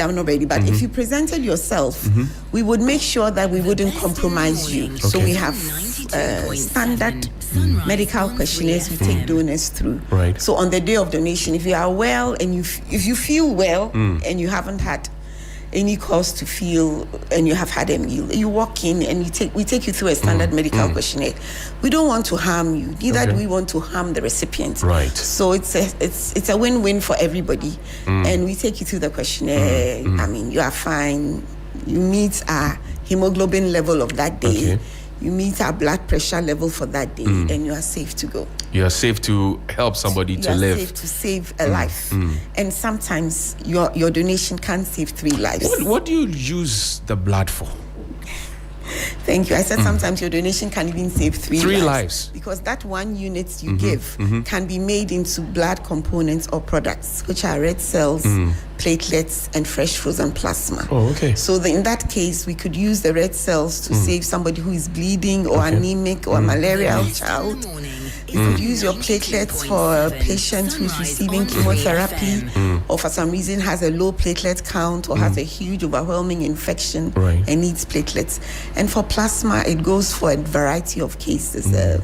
Renal cases need plasma. I mean, bleeding pregnant women tend to need plasma. And there are some conditions like hemolytic uremic syndrome, thrombotic thrombocytopenia. These are medical things I won't bore you with, but they all need plasma. And so large volumes of plasma are needed to save patients like that. But for the everyday patient, I mean, for the person listening to me from home, if there's a road traffic accident, one patient can need as many as 20 units of blood. And that can come from 20 individuals who have given of themselves freely, not expecting reward, but knowing that what they've given will save lives. Doc, how long can you store blood? On 3FM. So it depends on which of the components we are looking at. Okay. The standard whole blood or red cell component is stored in Ghana for 35 days. It's short. We make a component we call platelets. Okay. That we store for only 5 days. The shelf life is short. I mean, the longest 5 days. Only 5 days. So you see the need for constant donations because we need to constantly make platelets. That means that whatever we make today in 5 days, if we haven't used it, it's out of date. So every day we need donors walking in. For plasma, we can store for a year because it's stored frozen at a particular temperature. So, but for the everyday blood everybody talks about, the shelf life is only 35 days. 35 days only. So in a year, we're looking at all year round donations. All year so round. You can't donate in March and say, by October, so people my say, blood should be there. People always, we always keep hearing you asking for blood. Why don't you? And I said, if all our fridges were full today, in 35 days, if I hadn't used it, it would not be of any use to anyone because it's a labeled product. It's a perishable, and we need it. And it goes into the bodies of people as a means of therapy. So it's a therapeutic product which has a short shelf life, but does make a difference when one urgently needs it. So those who say, look, I donate blood, and then when I need blood or a relative of mine needs blood, we can't find blood, I won't donate again. What do you have to say to them? You are awesome, Johnny. Because those are the people I'm really here for, to encourage them to know that they have made differences in the lives of people. Right. The reason why your relative didn't get blood is because we do not have enough donors. Ghana as a country needs at least 330,000 voluntary donors. Right. We currently are nowhere near that. I mean, at our last count last year, we collected 204,000 units of blood. And I dare say that is a major sprout. It is a 10% increment on what we did the year before. Right. And we're able to do that because people, like you have described, continue to give to us. So we have some donors who are voluntary and some donors who are family donors. But if those who are family donors who have given before for family members only would consider giving as a voluntary donor, we would be edging towards the 330,000 units donors we need per year. But we currently are in a range of about 30% of voluntary. So when your relative needs blood, he needs it urgently. So he needs a voluntary unit that has been tested, processed, and made into the expected components, waiting. Okay. He doesn't need it. He doesn't need you to come and give at the time when he needs it. He needs the blood. The blood should have been received, given under very comfortable circumstances, tested, processed, and made available in all these are centers waiting for people who need them. But unfortunately, because we don't have the numbers, people get there in a state of frenzy and frantic, and now family donors are being called and they are like, I gave before. And you see, family donors, they feel pressured to give. Right. So they are not even our ideal, but they are still a stopgap. Right. And so we welcome them. They should be willing to give without compulsion. Without compulsion. That's the ideal voluntary donor. A donor who knows that I'm giving not for money, Sunrise not for fame, but I'm giving because I know at the morning. end of the line somebody needs my blood. That's and right. somebody will be saved. I mean, you asked about who needs it or what our uses are. That's right. A year or two ago, there was a Queen Mother. We didn't know who she was. She was on her way to one of the towns in the Enum region to do a philanthropic gesture. Okay. She had a road traffic accident and needed blood. I was called on a Sunday morning. I mean, random call by somebody who wanted to help. So I instructed the hospital in which she was, and I doffed my cap off for the 37 military hospital. Right. They supported this lady with over 38 units of blood. Whoa. One person. Whoa. Yes. And that was one road traffic accident. That's about what? A quarter of the blood bank gone? I know. I mean, it wasn't all in one day, but she needed procedures. Over time. So in a space of, say, 3 weeks, she had been given platelets, she had been given plasma, she had been given red cells. And that came from 38 different and in 3 weeks, we would have a cycle of how many fives? Well, like for four, platelets, like four. Yeah, I mean, for platelets, I can't recall the number she did take. She did take more whole blood and red cells, and then some plasma at a point. So I'm looking at the 5-day period that you told me. That So I'm was for looking the at. platelets. So I'm just looking at the the cycles. Yes, and in 3 weeks, everything or almost everything would have gone just to save a life. Just to save that life. So it is important for donors out there or prospective donors out there to understand the need of the blood service. It's not like we're always coming out saying we are short of blood, but there's always a need for blood. And irrespective of what your blood group is, because some people say, oh, my blood group is this. Even if you don't know your blood group, you can walk in as a first timer and give. And that unit will be of essence to somebody. Now, our friends, the Jehovah's Witnesses, they hinged a certain, how do I put it without being offensive? There's a certain belief that they had, grounded in Scripture. Acts chapter 15, verse 28 and 29. Yeah. That they were commanding abstinence. And then later in March 2026, they said, we have changed our mind. Yeah. What we want to do now is that we want you to find me as a Jehovah's Witness, extract my blood, store it for me for when I need it. Does it work that way? I would say yes and no. I mean, what they have done is a major advancement. Okay. Because in the past, they wouldn't accept what they have done. What they've done is now to say that they would accept pre-deposit autologous blood donation. Autologous mean that they've given their own red cells. They want us to deposit it and they can accept it when they need. But Johnny, like I said, the shelf life is 35 days. Right. So for this directive that has just come out in March, it means that if they have planned surgery, they can come to us, give us their blood, and in 35 days, we can collect roughly maybe 3 to 4 units of their blood, store it for them, and give it to them on the day of surgery. That is if it is planned. If it is planned. What if it's an emergency? And that is it. And you see here in Africa, sub-Saharan Africa, here in Ghana, 80 to 85% of our blood transfusions are given in emergencies. That's right. So in that 15 to 20% of planned surgery, we can do what they want for them. But in the converse, 80 to 85% of the time when it's an emergency, then we are caught with our pants down. They will accept certain things. They will accept albumin. They will accept immunoglobulins. They will accept a cycle of they call it acute normovolemic hemodilution. It's medical, but I explain it. Yes, what it means is that they will accept us taking blood from them.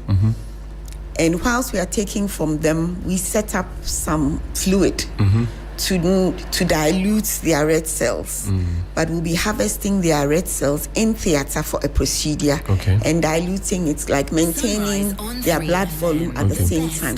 But that blood volume, that blood we are collecting should be in continuity so that they accept. So in case there was an emergency, maybe we could do an acute normovolemic hemodilution. But if the patient would, they would not accept it, and that's the problem. But from a medical perspective, you are the expert. You have seen a life before you. Yes. You have sworn to make sure that you at least save the life. What do you do in that circumstance? So Johnny, that in this situation, I'll describe two types of patients. Right. The competent adult Jehovah Witness. Okay. And the Sunrise on 3FM. minor, the child. Now growing up, who now is trying to... Who's also a Jehovah Witness. Very ambitious. Or is a minor. If there's a competent adult Jehovah Witness who has given us advance directives saying that I will not accept a blood transfusion, we will be obliged to respect their wishes. Right. And we have done over the years because they have teams that have engaged with us over the years. They call them the hospital liaison teams that have engaged with us over the years. They call them the hospital liaison committees. Okay. And they empower and give us enough information as clinicians to observe them. Right. Some of the directives are silent on if it is an emergency. Okay.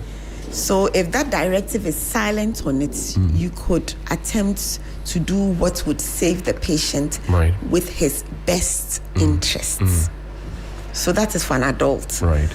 If the patient were a minor or a child, then the attending physician or the attending clinician would once again take into consideration the entirety of the condition, what the needs are, and would act in the best interest of the patient. That's right. The best interest of the patient may mean that though the patient tells me as a minor that I do not accept blood, as a clinician looking at you, I know that without blood, the uneventful or the undesirable would happen. And therefore I would act in your best interest with and without blood.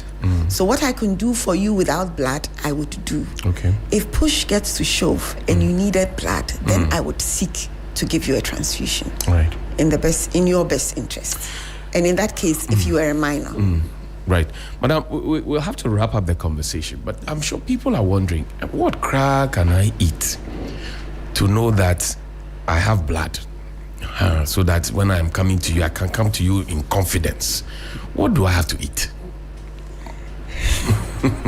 Thank you, Johnny. I mean, our staple diets as Ghanaians, so as Africans, really is all we need. Okay.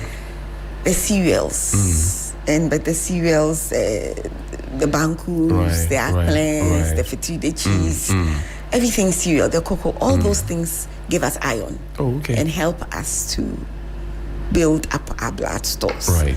The lentils, the beans, the contomerates, those things. Nothing fastidious.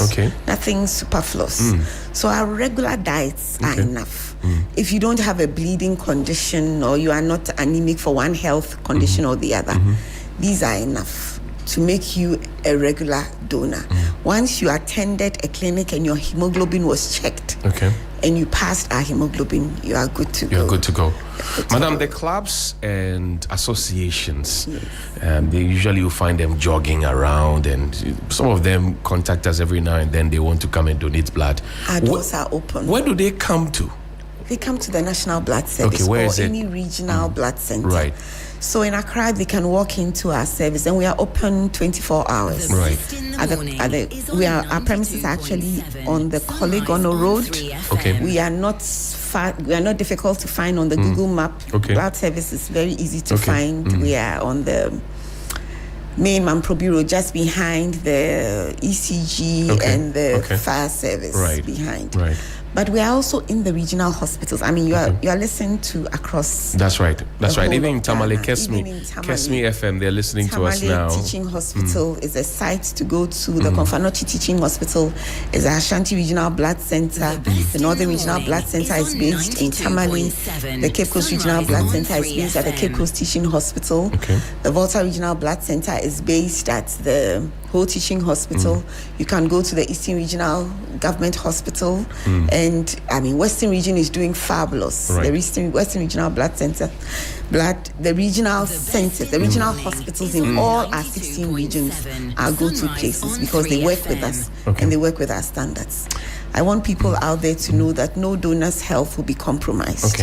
There are volunteers who've given up to 100 times and they continue giving. Whoa. Yes. There are donors on our profiles who have given over 100 times. There are female donors, and I know they are listening to us. They hoped they could call in. Noeline, we have a National Blood Donors Association let's give them props. Let's give them props. Yes. We give a shout out to them. They are all over Ghana, very active in Accra and in Kumasi. And they are a fabulous, fantastic group of individuals who are committed. They support us in every activity we do, and we say that God richly bless them. They bring in others. They speak to others, and they bring in people. Because you mentioned women, I would ask you a very final question on women. Women menstruation blood donation. Yes. Let's talk about that briefly. No worries at all. Women can give blood, and we would really love. I would have loved for Noeline to call in. She's a woman who's given close to 50 times and counting. She's an advocate. She's passionate about what she does. Noeline, we celebrate you. Take your flowers this morning. We celebrate you. And many more, many more. There was a teacher in St. Louis called Lily. I hope she's listening. Lily. Lily is an O-negative donor. She walks in after school every evening and she gives blood. Whoa. We only say that if you are giving blood, don't give it during your menstrual period, because then you can't foresee how much you will lose, and we will take out 450 mils. We take ours out suddenly. Your menstrual loss is gradual, but some menstrual losses are quite heavy, and therefore we know that when we take out 1 unit of blood, we have roughly lowered your hemoglobin count by 1 gram per deciliter. If we add on to your menstrual loss, it may be too much in a short time. So outside your menstrual period, any female can give. There's no contraindication. Thank you. We're wrapping up. What do you leave us with from the National Blood Service? What do you leave us with? Thank you. The Blood Service is passionately advocating this year to improve access by our one regional center, one region, one blood center drive. And we're also hoping to increase access with a state-of-the-art information management system where people will not need to be running from hospital to hospital knowing where blood is and where blood isn't. So as we roll out that, we will improve access. We are also improving safety by ensuring that our safety guidelines, the algorithm for the blood service testing, safety blood testing algorithm has been launched. It's been launched already, but it's been rolled out across all our testing centers. Right. We also want to ensure that there's availability of blood. Last year, we saw a spring of blood availability in Ghana. Right. The World Health Organization states that we should have, now they have lowered the age to 7 units per 1,000 in their framework. Right. So last year we did 6.6 units per 1,000, which is close to 7. And we are urging all and sundry out there, if you have given before, continue to give, irrespective of somebody not having received. Right. If you have never given, just give it a try, because your blood will cause a mom to go back home to her family and will not cause Sunrise on a home 3FM, to lose the a best breadwinner. in the morning. Maternal mortality is a home wrecker. So help us to avoid wrecking homes out there. Thank you. Doc, I like your passion, and thank you very much. Dr. Shirley Phyllis Owusu-Ofori is the Chief Executive Officer of the National Blood Bank, Blood Service, and you should go there and donate. Don't be eating all the gobe and all the fufu and banku and akla and fetri and kenke and yoke gari and everything else, and be keeping everything to yourself. Yibima. And our show is almost ended. We will cross over, I'm sure, in the coming hour to the Newtown area where the school building that was abandoned since 2012 has collapsed. We know that within the last hour, the Vice President of the Republic, Professor Nana Jane Opoku-Agyeman, has been present at the incident site with the Interior Minister, etc. We will share some more detail with you on this network. Stay with us. Happy birthday to you. Happy birthday to you. Happy birthday, happy birthday. Happy birthday to you.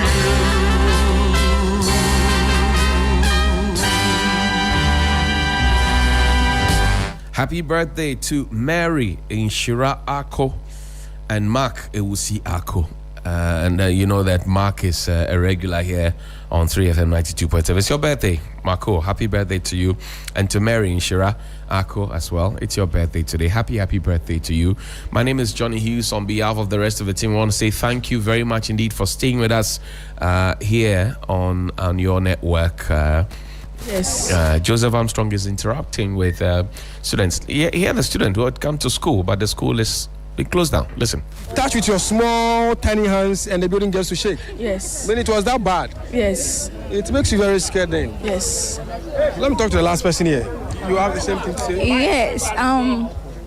Mostly we are the Form 3s and then we are the ones sitting at the last place. So sometimes when it rains, you can even see that the water is coming out from like the wall. Sometimes I can touch my friend and be like, hey, since I see you, look at the wall. I'm sure one day this thing will collapse. Sometimes we'll be sitting there, we'll be praying. You've been saying it? Yes. I think you are a prophetess already. Sometimes the teacher will be teaching, but we'll be praying like, Charlie, let's pray, because the way this thing is going, sometimes to the heat there, and even when people are praying, they are playing at the top and they are running, you can feel that something is shaking. So sometimes I'll tell the teacher I'm going to the washroom, then I'll go and stand outside, then I'll be like, hey God, please help us. So instead of you to be focusing on learning, you are focusing your mind on. You have to start praying. Say your last prayers. Yeah, they were also praying. The building still collapsed anyway. Sunrise on 3FM. Because we came to classes on Saturday, and then we left. So Sunday, and I heard that they said the building have collapsed. You came on class on Saturday. Saturday, you were in that building. Yes. Has your mother and your father bought you a crate of egg already? Oh, yes. Sunrise on 3FM, the best in the morning. Yes. My mother was even scared because last year then my dad passed away. So if this year too, she's going to hear the same, like, something like that. I don't know what she was even crying. So I told her. To write BEC. Of course, yes. But the other buildings that you've been learning in, how is it like? That one today, I think they said they are arranging that place. So it's left with small, then they will finish the building. You think they should come and open a new building for you guys? Yes. Pardon? We don't don't have No, desks. you said you think they should come and open the new place for you? Yes, please, because you don't have desks. Now the building has collapsed. You don't even have desks where we can sit. So I think the government should bring us desks where we can sit because this there is no good. The government should come to their aid. My name is Johnnie Hughes. We'll see you tomorrow. Have a good one.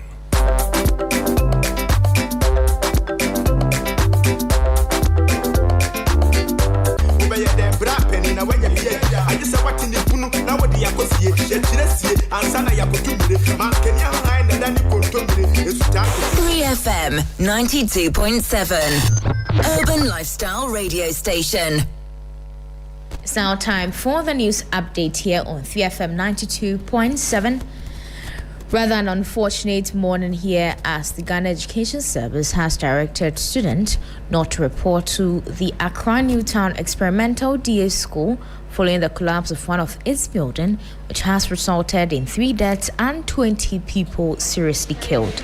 Speaking to 3FM on Monday, March 30, 2026, after a briefing with security officials at the school, the Director General for the Ghana Education Service, Professor Ernest Kofi Davis, said the service will convene an emergency meeting to determine the next steps until safety can be fully assured. Students have been instructed to stay away from the school. Now, away from that, the Christian Council of Ghana has commended President John Dramani Mahama for what it describes as his firm commitment to Ghana's religious and cultural values, while criticizing Lincoln University over its decision to rescind an honorary doctorate initially intended for the president.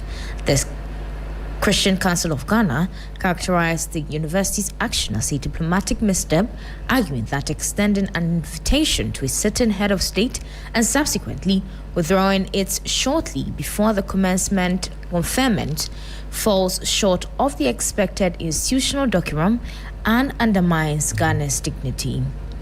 That brings us to the end of the news update here on 3FM 92.7. For more news, please check our website at 3news.com. I am Inyina Maliga. Follow us on social media. Twitter at 3FM927. Facebook at 3FM927. And also on 3news.com.